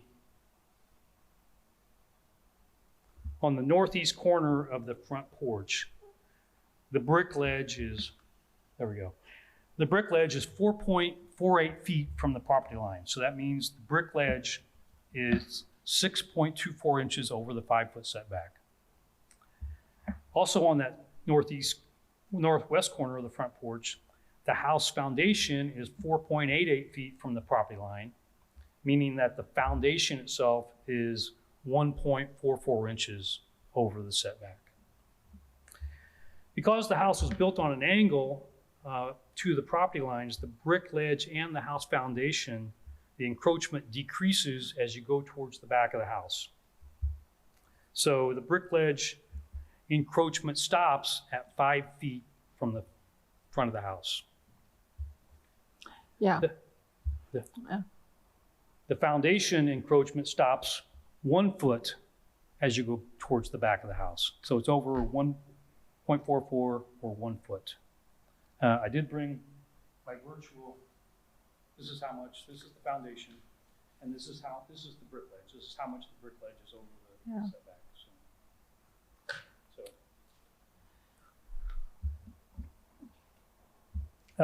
If you can go to page 115, please. Once it was brought to my attention that I may have a setback encroachment issue, I notified my neighbor, Christine Atkins. Christine was very supportive and understanding. The following day, Christine sent me an email. It's on page 115, and she said, "Hi, Scott, thank you for calling last evening to explain the setback situation. Let me assure you that to whom it may concern, that I have no grievance regarding the placement of your front porch on your property." Thank you, Christine Atkins. On page 116, what's there is basically just a summary of what I've shared with you so far, but I do want you to know that my setback encroachment was not intentional. I do apologize to everyone for the mistakes I made. I assure you that going forward that I'll slow down in my building process and try not to make so many mistakes or make any more mistakes going forward. I hope you'll allow me to continue to build my house as currently designed. I would like to share with you 2 possible options. Option 1 would obviously be my preference, but that would be to allow the 6.24 inch setback, the bigger piece into the setback, and also the 1 inch house foundation. Completing my house as planned beautifies my neighborhood. The prior house on the property had been abandoned for 8 years and it was a real eyesore to the neighborhood. My option 2 would be requesting less. In option 2, I would be willing to take a concrete saw and cut this off so there would be no brick ledge setback issue. I can cut it off, goes away. But allow the 1 inch of foundation to remain. Because I don't think I can cut the foundation without impacting the integrity of the foundation. In that 5-6 foot section, what I would do, where I wouldn't have a brick ledge, I would just put some landscaping, and I would not put, I was planning to put 4-inch Indiana limestone, but I would just put some landscaping instead. The only other thing is, without approval of option 1 or 2, the only option really for me would be to dismantle that whole structure and demo the front porch slab and the foundation and rebuild it. So that's what I'm facing. So thank you for your time and consideration. Thank you, Mr. Barker. I assume Mr. Carmen has a few things he wants to add. Not sure we're on time. About 2.5 minutes. I'll be pretty quick great. just and get to this. So, interestingly, the staff report, when it talks about hardship, as I read it, it implies, or that intended or not, that because there is self-created, clearly it's a confession, it was a self-created mistake, that bars the variance, that he cannot get a variance because it was self-created. And that's not correct. If you read it that way, I want to tell you that's not correct. Interestingly, in the recent appeal on a city BZA action, the property owner appealed, the court order was issued just in early November. I want to read just a quick paragraph of that and then reference the survey. The court discussed the 3 same criteria, design standards variance, and practical difficulties. This is out of the court's order. Practical difficulties is a specific phrase that requires consideration of the following factors: whether the petitioner will suffer a significant economic injury from the enforcement of the ordinance, whether the injury is self-created or self-imposed, and whether any feasible alternative is available within the terms of the ordinance which would achieve the same goals of the landowner. So certainly being self-created is a consideration. It's not a mandate that controls your decision. That's what I want you to get from that. You understand what's happened. You saw really de minimis and de minimis encroachment. You can't see this if you're out there, but Here's an interesting point for you. There was a boundary survey done on this lot recorded in 2018, Deckard Land Surveying.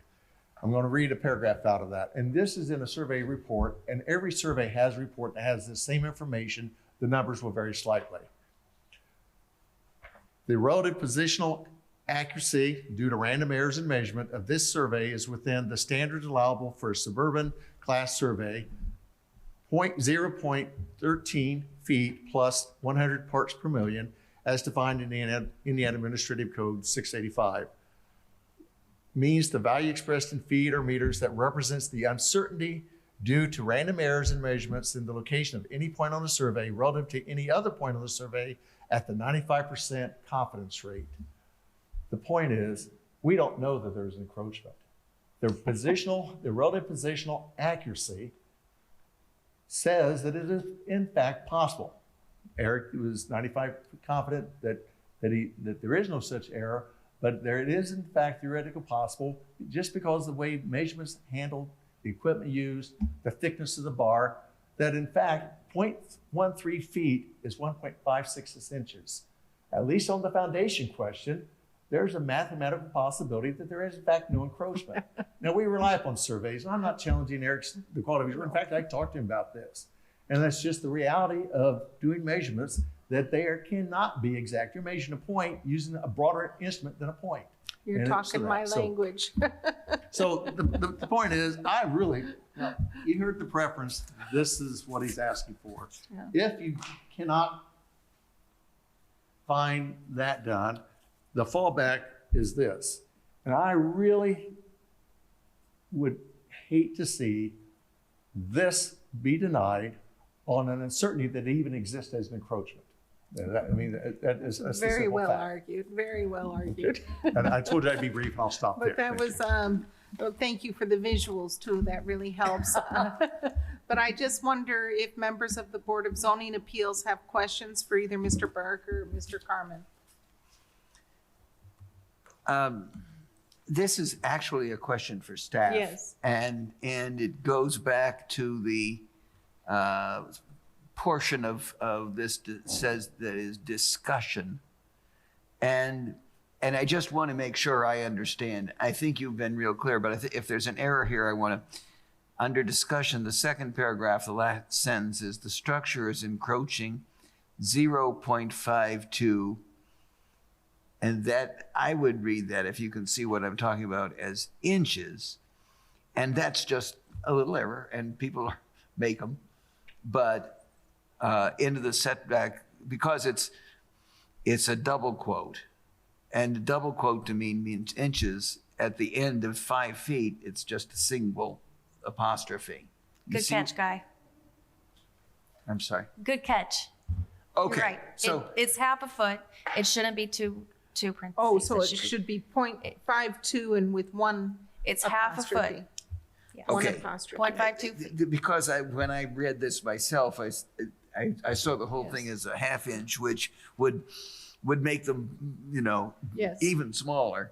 And I now understand it's a half foot. Yes. But I just wanted to double check that. And Which is within the standard of error. The 95% confidence. the interval. half inch would have been within the standard of error. But so is the half a foot, I think. 6 inches. I don't think Mike said that the half foot is quite in the standard of error. It was the little setback was in the standard. The beginning point, that varies to 0.13 feet is 1.56 inches.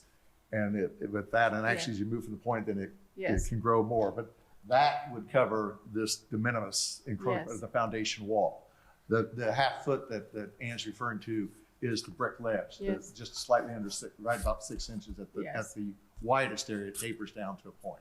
Yes. That's the half foot encroachment. Yeah, and that's not explained by the innate uncertainty of a survey. So one of them is, the other one isn't. Yes. I now have Okay. I've got it. I like to get these things. Mr. Barker,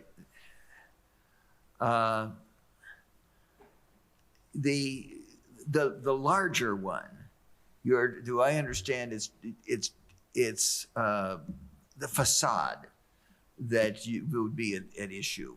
That is that you wouldn't have to change to deal with the larger one. You could do Basically, from this point to there, that little ledge would be cut off. And there's a footer there, right? The footer is underneath the foundation wall and that brick ledge. So it would impinge on the footer. The footer is always a lot wider. The Yes. footer is like 2 feet wide. Yes. So it's wide under there. The foundation wall, I can't recall, it's 6 inches wide maybe. And that brick ledge is 4 inches wide. So if you only allowed the smaller piece to be allowed, I could cut off that brick ledge across there. And I just wouldn't put, for that one little section, I would not put the 4-inch limestone bricks. Not real desirable, but it's better than tearing down the whole front porch. That's clear. Okay, so there's the vertical wall, and then coming out from that is the little edge. That's what encroaches. Yeah, this is laid flat, is that brick ledge. And here's where it turns the corner. Right. So you could cut all that out, and then this is the foundation portion that is also over the setback. Mm-hmm. So Yes. that's this right here. This little. This is all the same spot. Okay, I was confused on that when It's just right here on this corner. That's what I needed to understand that. The foundation 1 foot back is what's over the setback. Right. Okay. I didn't understand that those were the same exact spot, and now I just do. kind of separated the And two pieces. it all makes more sense. Okay. Thank you for clarifying that. Okay. Any other questions for the petitioner or for staff? Ms. Owens or? None, thank you. Okay.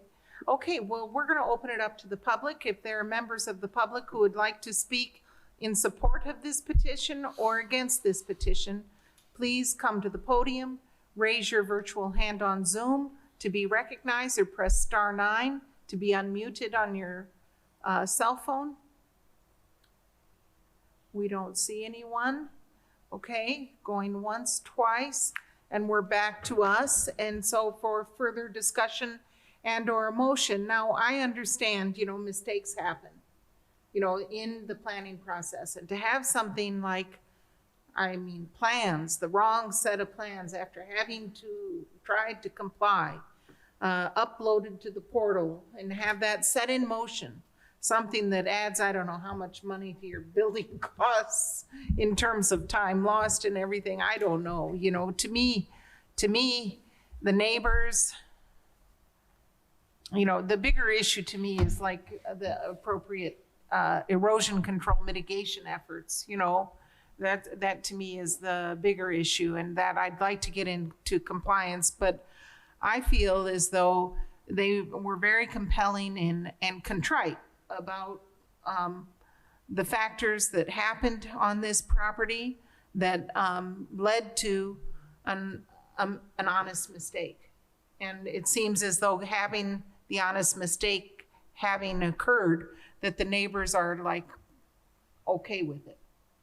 And this area is dense. There's stuff going on there all the time around Lake Lemon. And it seems like almost every single thing that is built on these on these lots has some kind of variance. So I'm inclined to approve the variance. I don't know how others feel.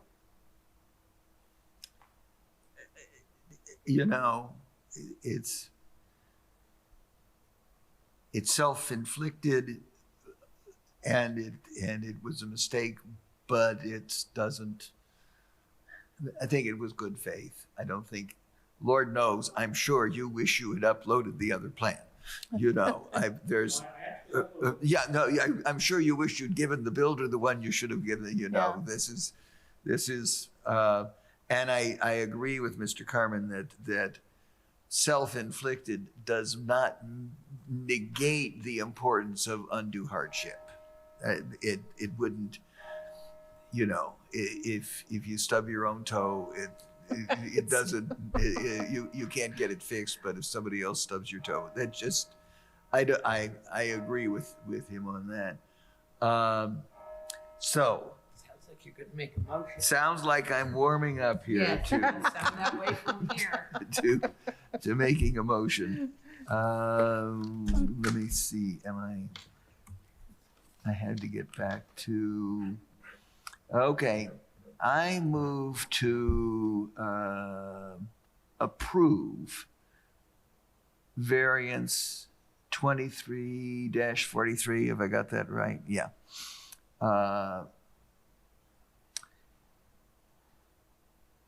And which is, let me get this, as a design standard variance. So let me pull up because it would not be injurious to the public health, safety, or general welfare of the community. It would not affect the use of value of the adjacent property. That's not going to make any difference. And that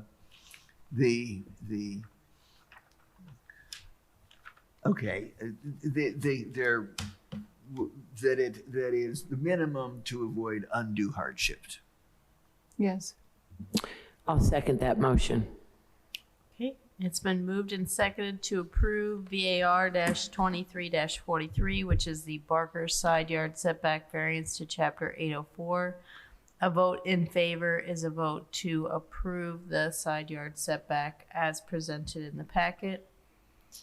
Guy Loftman, Yes. Dee Owens, Yes. Pamela Davidson, Yes. Margaret Clemens. Yes. Okay, the motion is approved 4-0, and we will follow up with the petitioner about any other requirements and make sure everything's met. Thank you, and have a happy holiday. You too. Thank you. Okay, we're moving on to the last item on the agenda, which is item number 10, ADR-23-1. And this is an appeal by the Bachelor Heights Homeowners Association of the planning director's issuance of permit R23-898 as it relates to the required setbacks and allowable use concerning 6 parcels on 0.06 acres in Perry Township, Section 17 at 1470 Westwind Court. And it involves 6 parcels. And if Ms. Nestor Jelen, we'll take just a minute here. Right. Yes. Sorry, Mr. Carmen. Thank you. Right. So Ms. Nestor Jelen, if you would be so kind as to review this with us. I don't think I've seen one like this before. Sure, yes. Neither have I. Okay. So I'm going to pull up the packet here. So we received an appeal of our determination to issue a residential accessory structure permit. So I'm going to go through this because the Board of Zoning Appeals, one of the actions that you can make is to affirm or reverse a decision made by the administrator. So by issuance of that residential accessory structure permit, we're asking today for a vote to affirm and to keep the issuance of the permit. Through the research in putting together the packet, it was found that there is an enforcement issue on the building, which is that it's not meeting proper setbacks. But that is an issue that is an aside to the issuance of the permit. So I will go through some of the findings and feel free to ask questions as I go through. Okay. So just a quick summary. The contractor for this property, Blackwell Contractors, applied for a residential building permit on August 31st, 2023. The application was filed as a residential accessory structure permit and given the permit number R23-898. And this is the permit that's subject for the appeal. The permit went through a review by the zoning inspector and was issued on October 16th, 2023. I'll note that in the ordinance, there are reasons for nullifying or retracting an improvement location permit being issued, and that's under Chapter 800-5, and it states that any permit, certificate, or approval issued in conflict with the provisions of this ordinance shall be null and void, and in no event shall act as a waiver of the standards and requirements of these regulations. So the permit R23-898 was for a 6-bay residential garage. It is detailed in the ordinance for the property, which is a planned unit development and the Highlands subdivision. And it's also noted on the subdivision plat, which is a recorded document. When we received the appeal, we reached out to the applicant and let them know that we would be making a site inspection, and we made the following findings. So the 6-bay garage was substantially complete at the time of inspection. The measurements do show that the 6-bay garage did not follow the submitted original plot plan. The original plot plan indicated that a setback of 6.84 feet would be met. This was more than the required 2.56 foot setback, and therefore we issued a permit legally because it was meeting the required setbacks of the plat and the ordinance. Upon the site inspection and noticing that they did not follow the original determined setbacks, we requested an as-built. The as-built is noted in the packet, and it indicated that the garage was over by 0.05 feet or 0.6 inches from the perimeter boundary of the garage to the what would be the townhome there. The garage appears to otherwise meet the construction plans as submitted, and then the walls between the garages, if they do not meet the platted setbacks, there may be a plat amendment that may be sought. But importantly, the improvement location permit was issued for a residential accessory structure permit, which is what the petitioner states the use of the garage to be used as. The letter that's in the appeal states that the garage may be used for commercial purposes. We have no indication that that is what will be used as.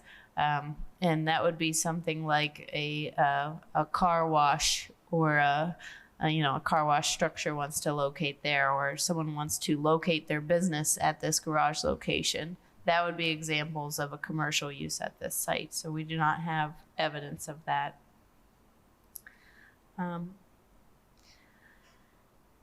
I'll note that under Chapter 817 for violations and enforcement, it states that the erection, demolition, conversion, construction, enlargement, moving, or maintenance of any structure or use of any land, structure, or premises which is contrary to any provisions of this ordinance is hereby declared to be a common nuisance and unlawful of this ordinance. So basically, though the appeal is filed to retract the improvement location permit, that's, I don't think, the correct measure. I think the correct measure is to rectify the building location as we typically do. And you hear cases all the time for the BZA regarding setbacks being missed. It's not that we issued a permit incorrectly, it's that the construction occurred incorrectly. So it's an issue of enforcement, not to retract a proper permit. I will go through here the recorded plat for this subdivision, the Highlands. It is a built-out subdivision. There are other attached garages throughout the site, but this is the only one in this section. And then just as a note, the original plot plan is in Exhibit 4, where they showed between the two structures, there would be a final setback of 8.67 feet. But when we received the as-built, it was determined that there was more like 4.34 feet, but from the two building area lines that are treated as the property lines, essentially, it's only 2.51 feet, which is, again, a 0.05 foot encroachment. and I do have some site photos here. And this is from building wall to building wall. That's how we measure the building setback. So it does not include roof line to roof line. And then we took some measurements as well, just to note that it was definitely not the 8-foot setback. It was closer to 4 feet.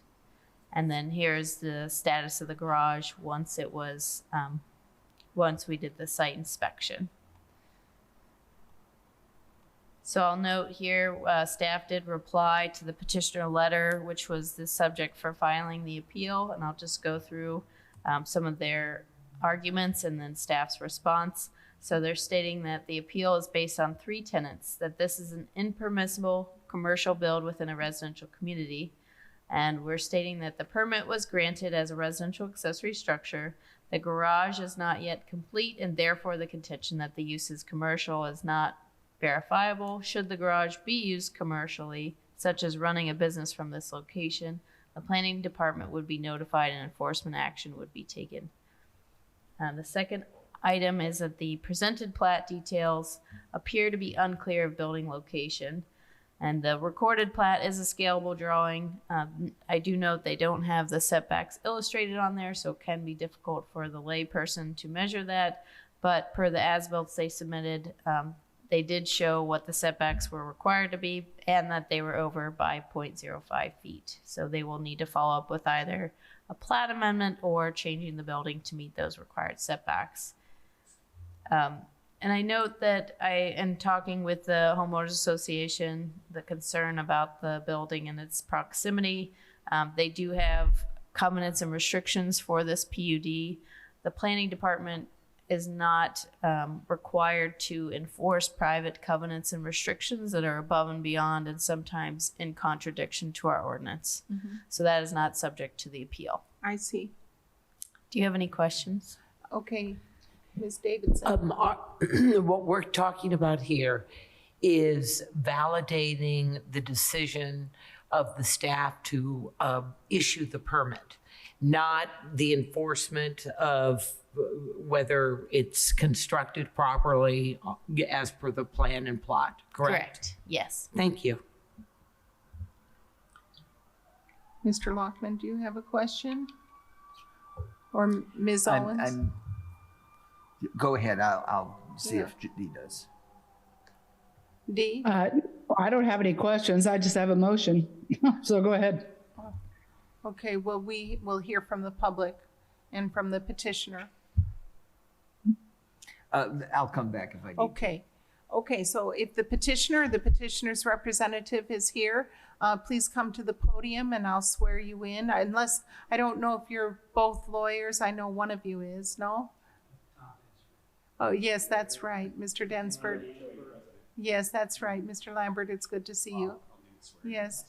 So would you please raise your right hand? Do you swear to tell the truth, the whole truth, and nothing but the truth? I do. Thank you. Combined, you have 15 minutes. Thank you. I signed in earlier. I am That's great. Tom Densford. I'm with the firm of Bauer and Densford. Yes. I'm here representing the Bachelor Heights Homeowners Association. Could you raise this microphone up? We're Excuse getting me. up there and just can't hear. I've been talking too much today. I appreciate your time and your patience and thank Jackie for her presentation, but we are still of the opinion that the permit was granted inappropriately without due consideration to the accessory use and the definitions within your own ordinance. So a bit of context, if I may. Bachelor Heights was created by the PUD, as Jackie indicated, and a set of declarations which have been amended over the years, but this all started in 1997, and it has been built out over the years. There are hundreds of residences within this community, and these lots, as platted, are quite small. There are multi-use or multi-residential uses. There is very little spare room, and a lot of these homes do not have garages as accessory uses, that is, on the same lot or even attached to the home. So to address the additional garages, there were 27 different sites, just like the one we're talking about here, that had, well, 6 different locations, 27 garages scattered throughout the development. And those have been primarily built out to this point through the project we're talking about here. I respect the opinion in terms of covenants and conditions being a private contractual matter, but the fact is these garages are subject to the declarations and subject to the Architectural Control Committee. And what triggered in part the appeal is the refusal of the petitioner, the applicant, to participate in any meaningful way with the homeowners association in terms of the building. First notice they had of this building project was when the construction crews showed up. But I'm getting ahead of myself. The permit was issued under provisions for a residential accessory structural permit. And the question becomes, well, what is the accessory use? I mean, within your own definition, typically an accessory use is located on the same lot and it has some rational use relationship with the residents. Well, this has nothing of the sort.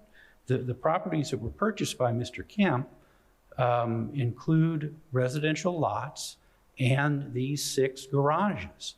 But majority of the lots that he acquired are on the other side of the subdivision. They're over by Gordon Pike.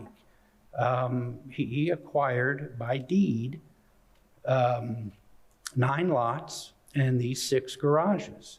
The only 2 lots, 72 and 74, they're on the same street as the garages, but the rest of them are all the way on the other side of the subdivision. I mean, by definition, these are not accessory uses to any specific lot that was purchased by Joe Kemp Construction, LLC. So you look at the subdivision definitions, and an accessory building or structure is a subordinate building or structure customarily incidental to and located on the same lot with the principal building. That is not what you have here. There's a complete disconnect between these garages and any residential property that is owned or controlled by this applicant. So you look at the application that was filed. There's no representation of any kind that these garages are going to be used for residential purposes or that they are accessory uses to any residence within Bachelor Heights. You look at the permit that was granted. There's no analysis or even references to a structural use or an ancillary use within the definitions of your accessory buildings or structures. I mean, there's a complete disconnect between the purpose of this application and what's happening out in Bachelor Heights. In terms of the potential commercial use, there's a certain subjectivity to that, but no one out there is concerned that a car wash is going to go in these tiny garages. The concern is that this site is going to be used as other sites of garages are currently being used. They're being used for commercial purposes. They're small businesses, they're landscapers, they're tradespeople. They're people that are out there at 7 o'clock in the morning, loading their trucks, making noise, lights coming and going, and the residents will testify about this. But it's not, they are not being used as any kind of an accessory to an existing residence. And that has not been demonstrated either in the application or in the review process or the approval process. And that is the fundamental objection that we have to this project. We're asking that the administrator's determination be reconsidered in terms of the actual use. We're asking for some commitment from this applicant as to what the intended uses are.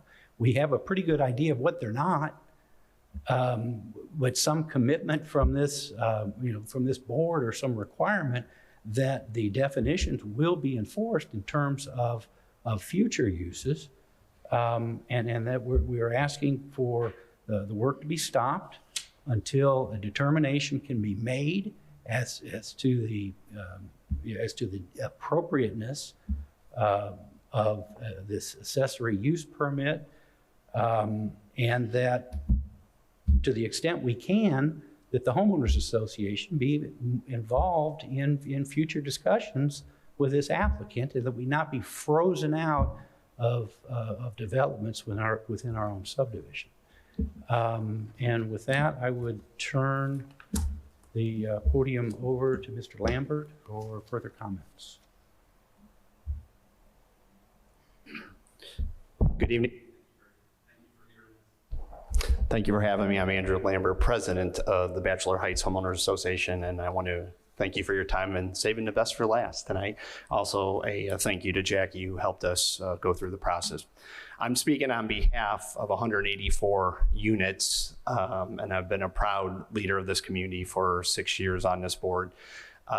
Historically, our board and this petitioner do not get along. They have built other structures, homes that have caused thousands of dollars of remediation damage that they still owe us for. And this is another example of coming forward, failure to communicate, failure to follow the rules and regulations of our neighborhood, which they have access to, that is available online, as well as provided to every owner when they buy a lot. More importantly, we take a little bit of exception of the measurements there, because our laws, our bylaws and CC&Rs specifically state that a homeowner has 5 feet off the foundation. I know that does not align with you, but this is knowledge that the petitioner had going into this. And when you do the correct measurements, they are infringing, and we will have the homeowner who's affected speak here in a few minutes, well into 3 feet, meaning that the roof line to roof line will cause issues. And because of how they built this, the water runoff of that is not addressed in any of the documentations that you guys have discussed. And going back to my $6,000 claim against the Blackwell builders, we have to understand that they built right next to the unit that was already causing problems. And there is no indication from the people involved that they will rectify the backyard. I'm one of the units that got affected by that previous build. I will be another affected unit owner when this goes forward and is out there.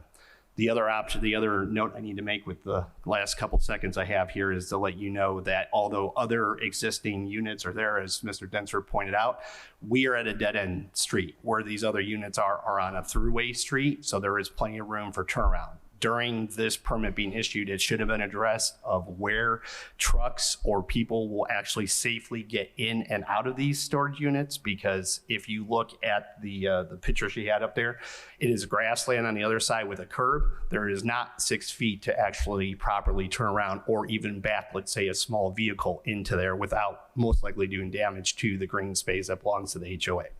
So to Mr. Densford's point, the issue we've had repeatedly with this petitioner is their attitude is, we don't care. We don't care about the community, and we don't care about the damage that we do to the backyards. This becomes your issue as HOA, and we're here to stop it tonight. Thank you. Thank you, Mr. Lambert. Okay, do you have questions for Mr. Densford or Mr. Lambert? Members of the Board of Zoning Appeals, I see Ms. Owens has her hand raised. I'll recognize you, Dee. Thank you very much. I wonder if there have been issues with this person in the past, what ways there are for HOAs to, have their ears up when someone who's problematic comes and builds in their area. I think that we're not here to enforce HOA regulations and rules. That's entirely their problem. But I'm wondering what can be done in the future. Or is there any method now to give a heads up? I suppose there's public public notice of permits being issued or something where this could have been dealt with early before the building is complete? Yeah, if you don't mind, I'll do a rebuttal to that, which, is that okay? Is that, I'd just like to add that that was one of the conversations that Jackie and I had on, which is we understand that there are communication rules that are a little bit different at the state level than the county level, but our board has been extremely active in contacting every owner. We're very friendly, we're very tight-knit community there, and we've asked these people in the past to please come to our monthly meetings, please come participate in our annual meeting, please be aware of what's happening, and we communicate very, very often of what they are, what the rules and regulations are, and what our expectations.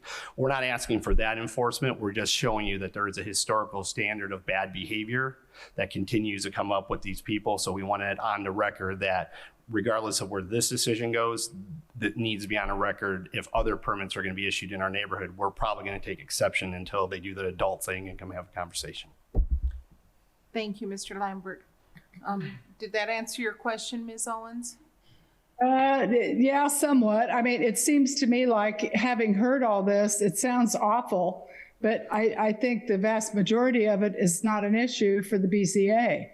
I think that the only issue that I can see that's possible that maybe staff can address is it a requirement when somebody puts in a permit to build like this that you make sure that all the units are attached to houses up and down the street, or what they were talking about? That sounds ludicrous. I mean, it sounds ridiculous. So are you talking about the discussion about the owner owning like a nearby adjacent residence to consider this structure as accessory to the residence? Yeah, exactly. Thanks for being much more eloquent, Jerry, than I am. Sure. No, that was a point I was going to bring as well. I believe Mr. Densford did quote the subdivision control ordinance. There's also a definition specific to residential accessory structure under Chapter 801, which states structures categorized as accessory to residential uses under Chapter 815 based on construction applicability and use. So there's nothing in our definition or in our ordinance that states that a use or a structure cannot be categorized as accessory if that person doesn't also own the principal structure. The intent of the residential accessory structure definition and use is that it's to serve a principal use. So a garage is not a principal use structure. It typically exists accessory to a primary residence, and the residential use is what's utilizing the garage. So it's these 6-bay garage may be rented to nearby residences. We don't know. But I note that they also noted that there was a concern that some of the garage spaces would be utilized for potentially commercial business locations or commercial storage. That again would be an issue of enforcement. I don't know that it would, the contention that it would be an appeal of a residential accessory structure, and maybe they're asking that it would then be filed as a commercial building permit. I don't know that if someone says it's going to be used as residential, we have to take them at their word, I guess. And then if not, it would be an enforcement issue, and we would deal with it at that point. Does that make sense? Okay. It does. Thank you. Okay. If I may. Yes, you Quickly still comment. have 3 minutes left. If you review the application, there's no representation as to the intended use. The residential reference is in the form. But there's no discussion about how the property is going to be used. So, and I respect Jackie's opinion that we can't assume it might be commercial. You can't assume based on the evidence before you that it can be that it's going to be residential.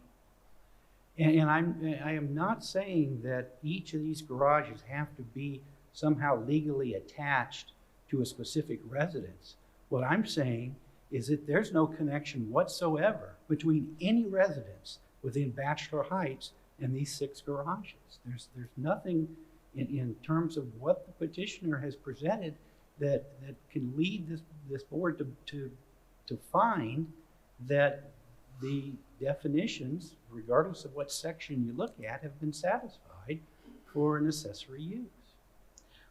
Well, thank you. I heard that originally as well. Do the petitioners still have time left? Do they have 2 minutes? I guess 2 minutes left, Mr. Lambert, if you have 2 minutes left if you'd like to say something else. Well, there's some public You have to- comments.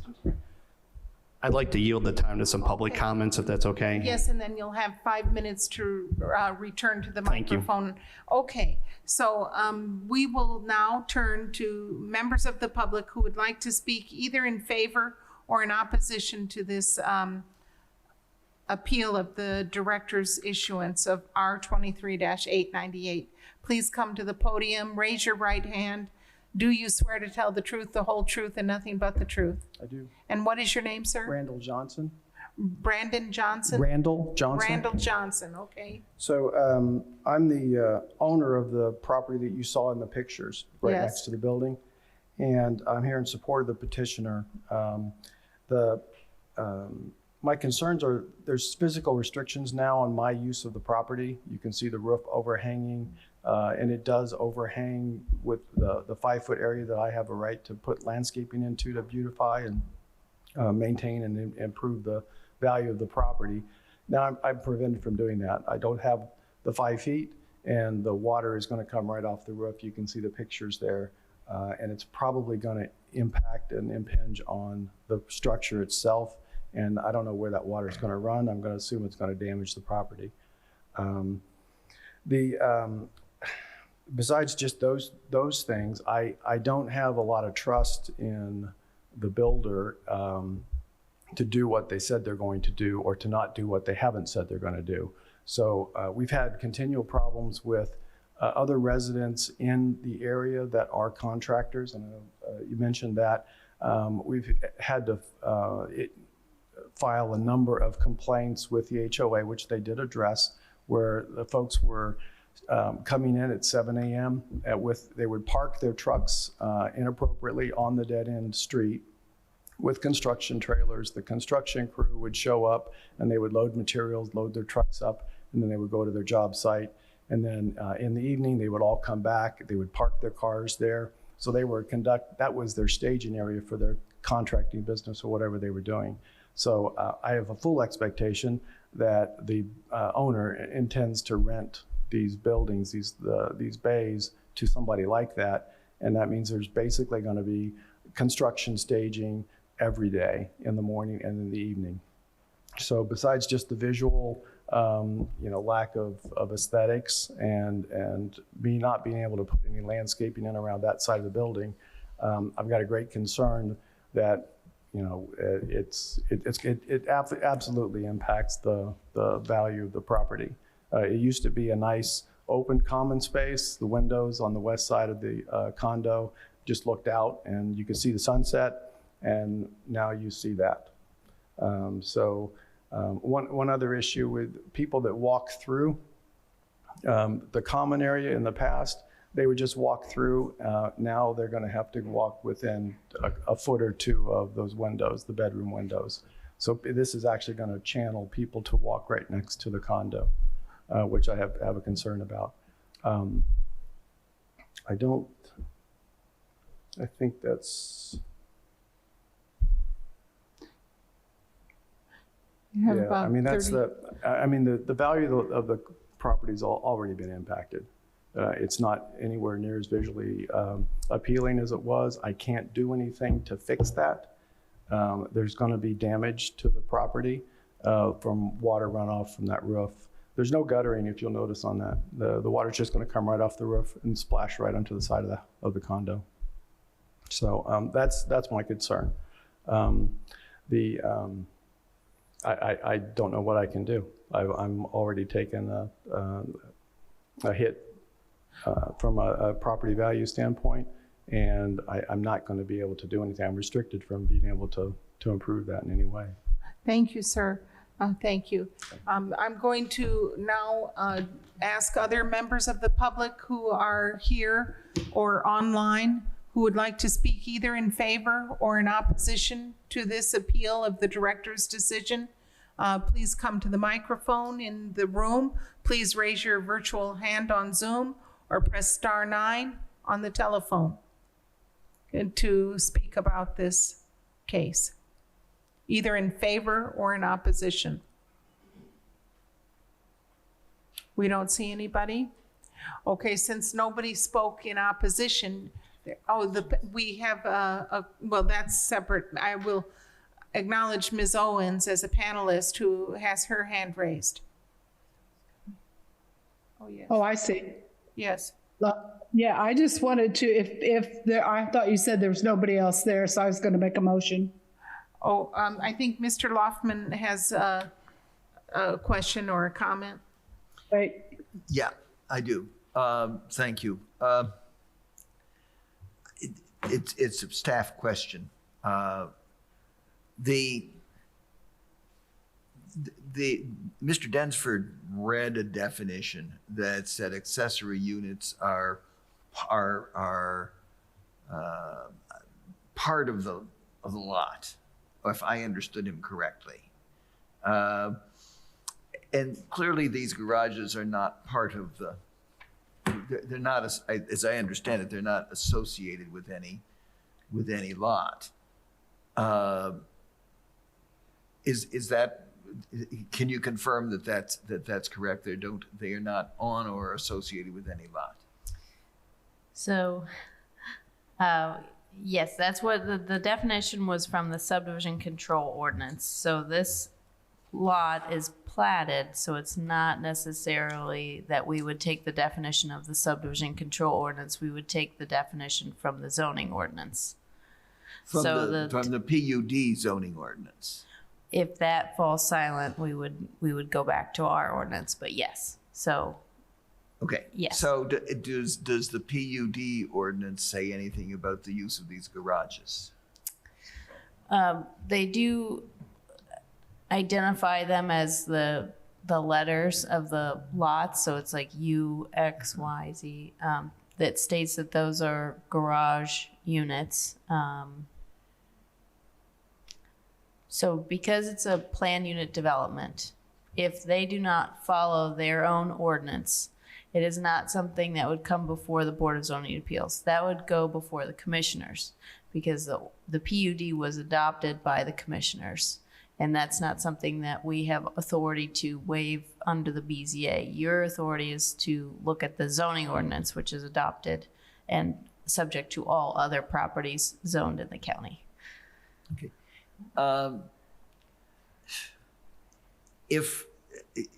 If somebody buys one of those and rents it out to somebody who doesn't live in the subdivision but wants to store their boat there, just because that comes up a lot around here, is that a commercial use?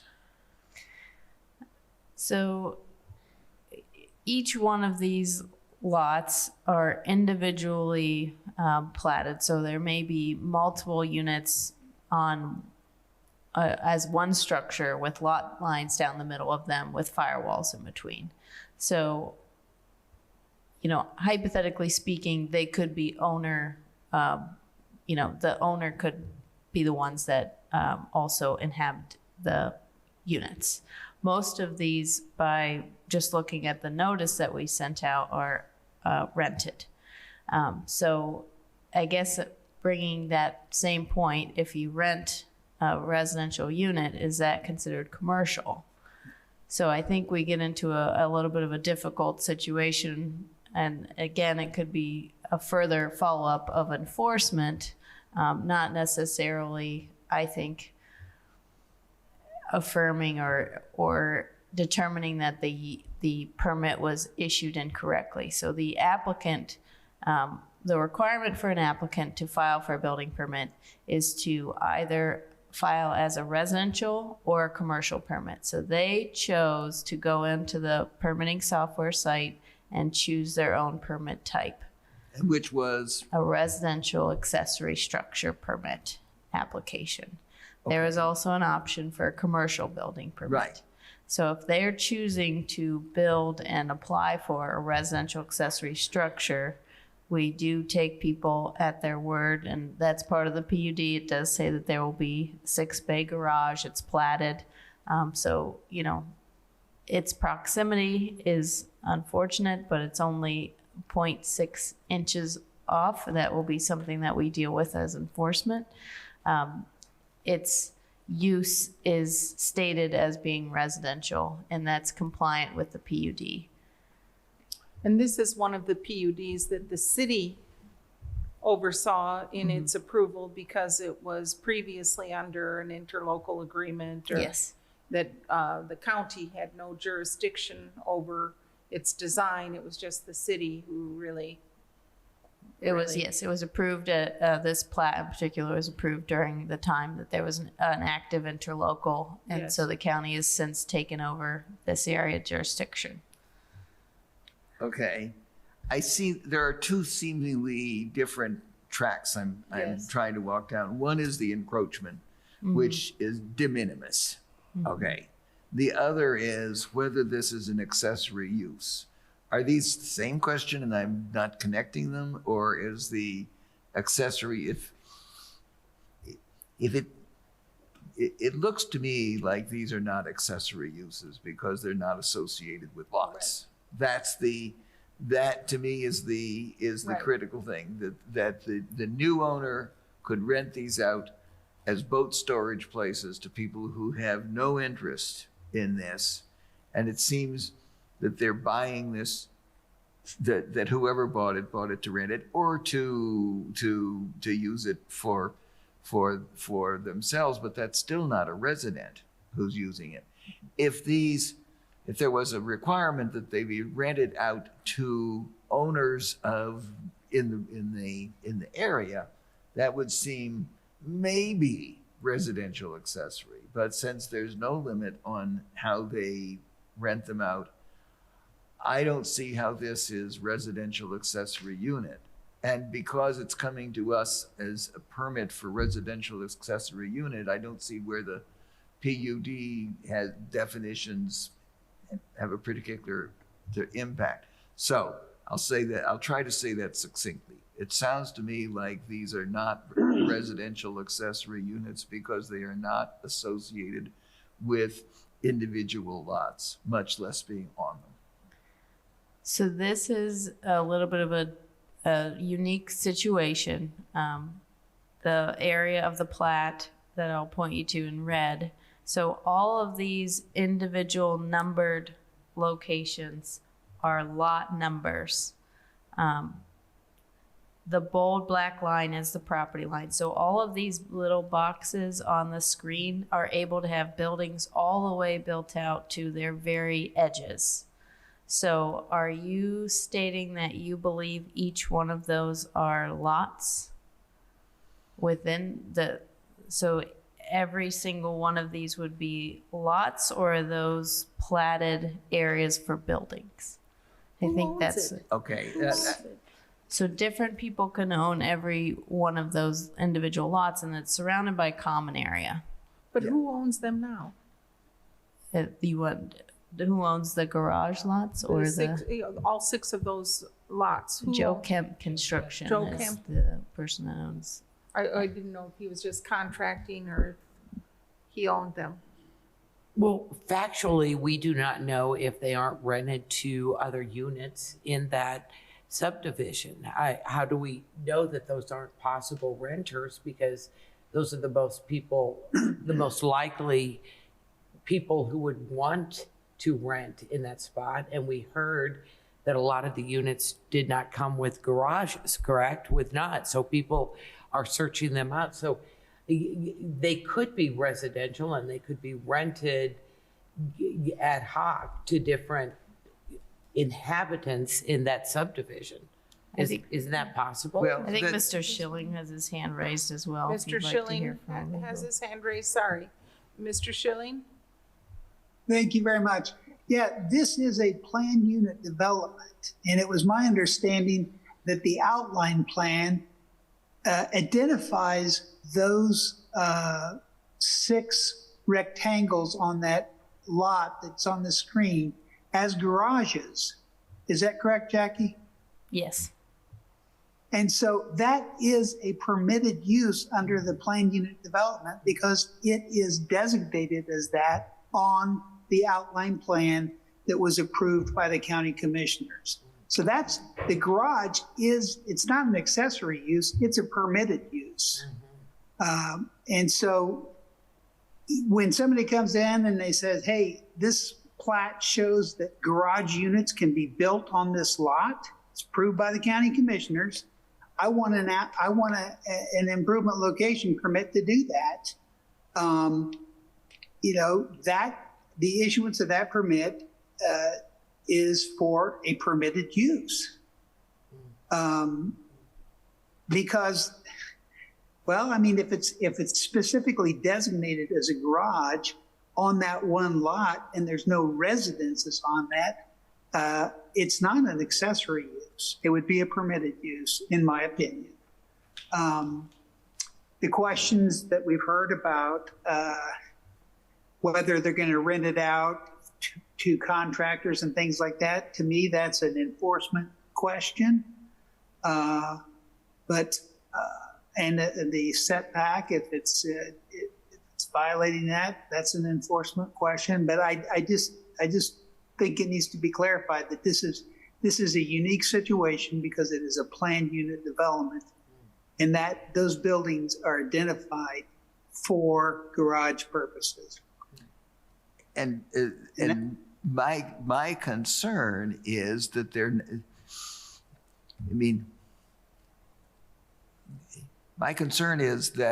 they're not residential. They are not accessories to any residence. They are just freestanding garages. But the criterion is different, is what he's saying. Right, but okay, maybe I'm missing the big picture. There was a permit issued which is being appealed. Yes. And that permit for residential accessory. The title of that permit that they applied for was residential accessory structure. And that permit was approved. Yes, that permit was issued. And it doesn't seem to me that these are residential accessory structures. That's where I'm at. May I ask you, Mr. Densford, if I might? Yes. Is that what you're trying to get me to understand? That these are not residential accessory structures? In my clumsy roundabout way, yes. I mean, okay. The permit is the issue, not the right to build garages necessarily, but just the permit for an accessory use without defining in any way, shape, or form what that accessory use may be, I believe requires a bit of further review. Jackie, is there any category that these would fall under as individual lots that are owned as garages? I mean, could somebody move into one if they wanted, even though it's called garage? I mean, it would be cozy, but. No, this was a permit issued for a garage, a 6-bay garage. They're each on their own lot. As Mr. Schilling mentioned, it's in the PUD ordinance that these platted lots were designated for garage spaces and are permitted to be garages. So if the question is to retract I just will note, if, this was issued a residential building permit, and we've talked about it a few times at the meeting tonight, but in cooperation with the residential building permit, you get an improvement location permit, which issues a permit if it's in conformity with the use and the location as presented. If you were to retract the improvement location permit, the residential building permit still stands, and the use and the location can be fixed. That's still in conformity with the ordinance. So even if you retract the improvement location permit based on a technicality of the language of the type that it states, they could then just go ahead and apply for a new ILP and we would issue it again. Does that make And sense? they would issue it under what? As what? It's a residential use. It's a garage. It's Not a residential accessory use, but as a residence? I think so. So generally speaking, our improvement location permits are just that. They're improvement location permits. That's what their naming is. We subcategorize those for the assistance of differentiating between different permit types. So Okay. I think I understand the way I see it. okay. Well, I would like to ask a question. Okay, I've probably lived in every kind of housing type that Bloomington has to offer, every single kind. And these are 6 separate lots that were intended for garages that would serve any one of those units surrounding it, 69, 68, 67, 66, 65, if any of those people were to be able to buy one of those lots and one of those garages. But what seems to be happening here instead is that the original intended use, which was a garage that serves the people in the community, is not really on the table because somebody is building them ahead of selling those individual lots for the purpose of a garage, right? So and then the addition of adding a nuance that somebody applied for it under the wrong permitting structure, like an accessory structure, will confound things if the neighbors in the neighborhood want to enforce the original PUD, that these are intended for garages, individual lots for individual garages. Am I wrong on this in some way? It seems like it's a mess that's going to get worse. It's a mess that's just going to get worse because the way the permit was applied for will imply a use that was never intended in the PUD. These are to be garages. Yes. Madam Chair? Yes, yes. I've not heard anybody say that anybody is having any use right now other than a garage. I think it's the implications are reaching. I also did not hear anybody say that, I heard the homeowners association say that people are not right around there. And of course that's desirable, but that's not a BZA issue that's a private enforcement by the HOA as far as I can tell. And as far as the next door neighbor goes, if they move the building half a foot, is it 5 inches, 6 inches? That's not going to keep people from walking around the corner of the house any more than it already has. It's really unfortunate. When that rain comes down and comes off the roof, then there's going to be property damage, it appears, and that homeowner will have to take private action. But going back to the original appeal is about the issuance of the permit. And as far as I can tell from what Dave had to say and what Jackie has had to say, the permit was issued appropriately. It's either commercial or residential accessory. It's obviously not commercial, so it's in a residential area. I don't see that it's that complex. Thank you, Ms. Owens. I'm going to allow Mr. Lambert to come back to the microphone because he has been so kind. Thank you. Yeah, just a couple points of clarification. So first of all units in our area have at least 1-car garages, so there is no incentive for somebody to rent from our neighborhood.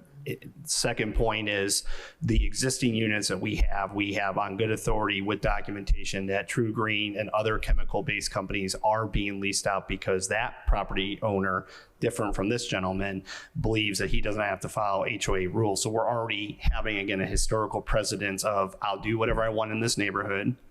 And it comes back to, well, I can't do anything because, the permit says X, Y, Z. But I think the takeaway from all this is that we know what the behavior is based off of what you can see there, what has been built, that there is no intent. There has been no communication to our community in any form, written, verbal, or otherwise, that they will work with us and will make this a first line of offer to the residents. The assumption is these will become commercial. Thank you, Mr. Lambert. So, okay, so I'm back to the Board of Zoning Appeals. If there's a motion or further discussion or anything, I just want to note, Mr. Schilling has his, did you have anything you wanted to add, Dave? Dave? Well, I would say I don't know what limitations the PUD ordinance placed on any of the uses out there. And that seems to be a relevant question because once you do a PUD and you have an outline plan, that becomes the zoning ordinance for that community.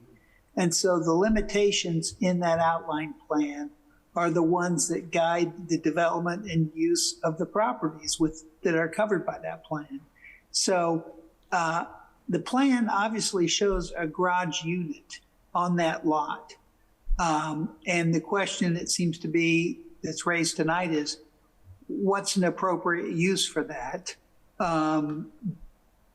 It's an interesting question, but there's a garage shown on the lot, and the staff has issued a permit for it. But if you want to have further inquiry into the permitted uses out there, be happy to do that. Why aren't there any walls in the garage? It wasn't finished being constructed at the time that we went out there. Okay. There are proposed walls on each of Okay. those, yes. Well,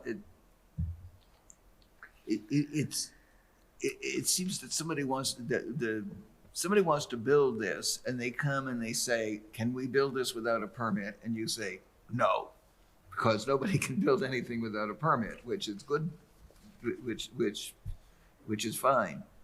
And then they say, "So what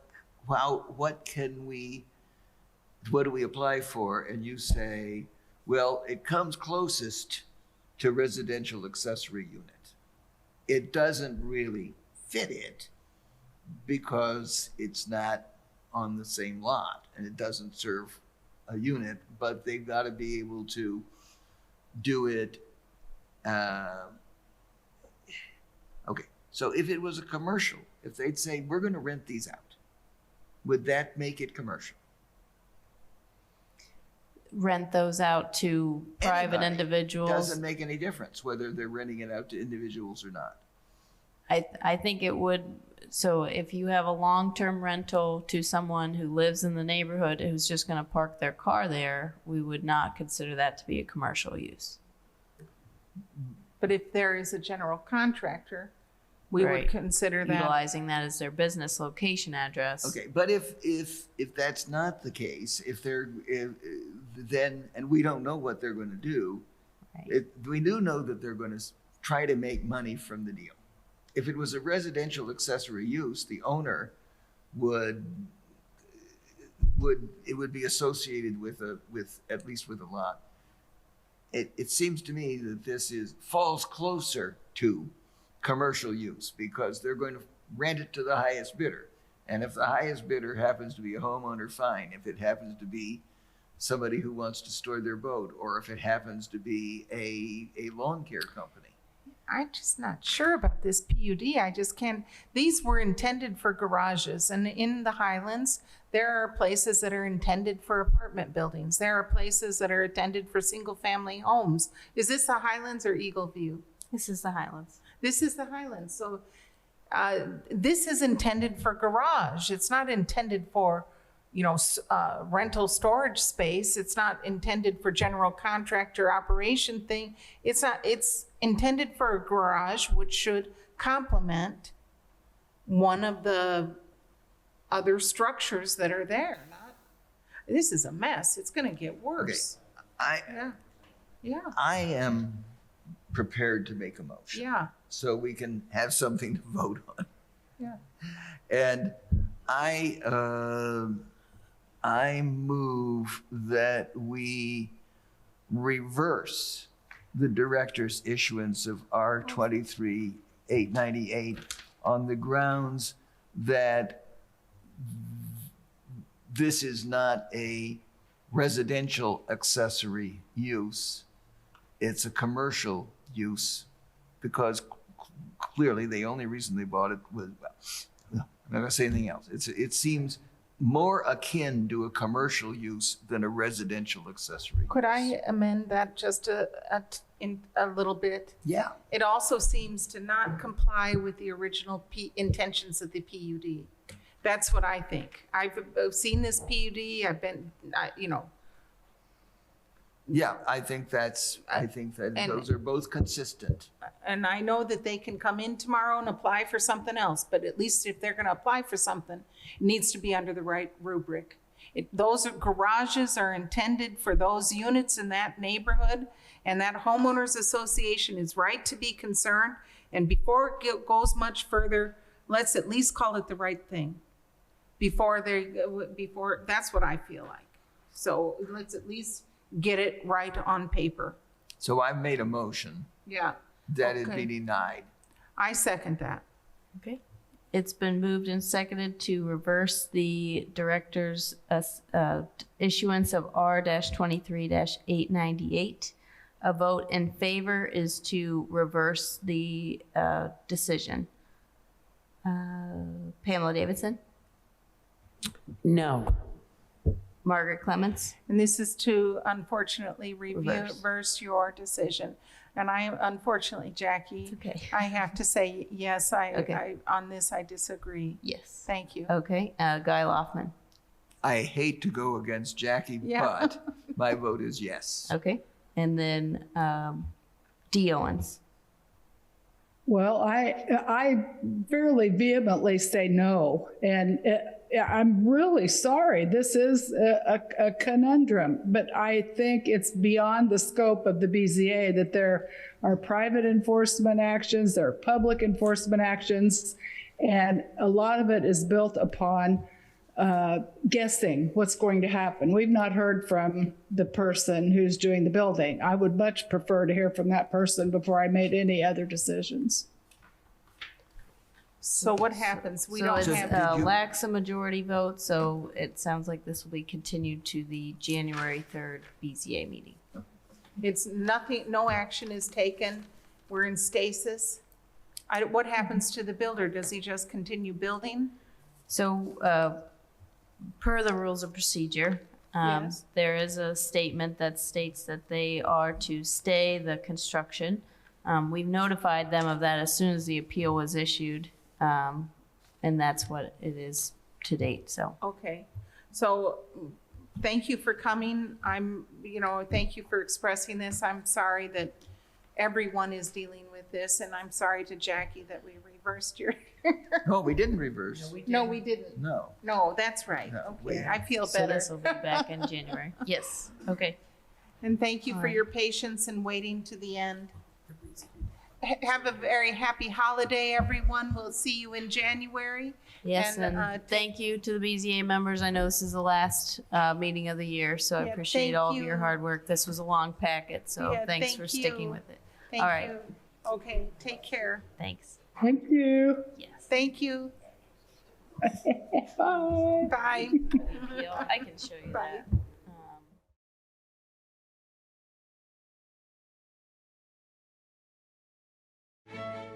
that.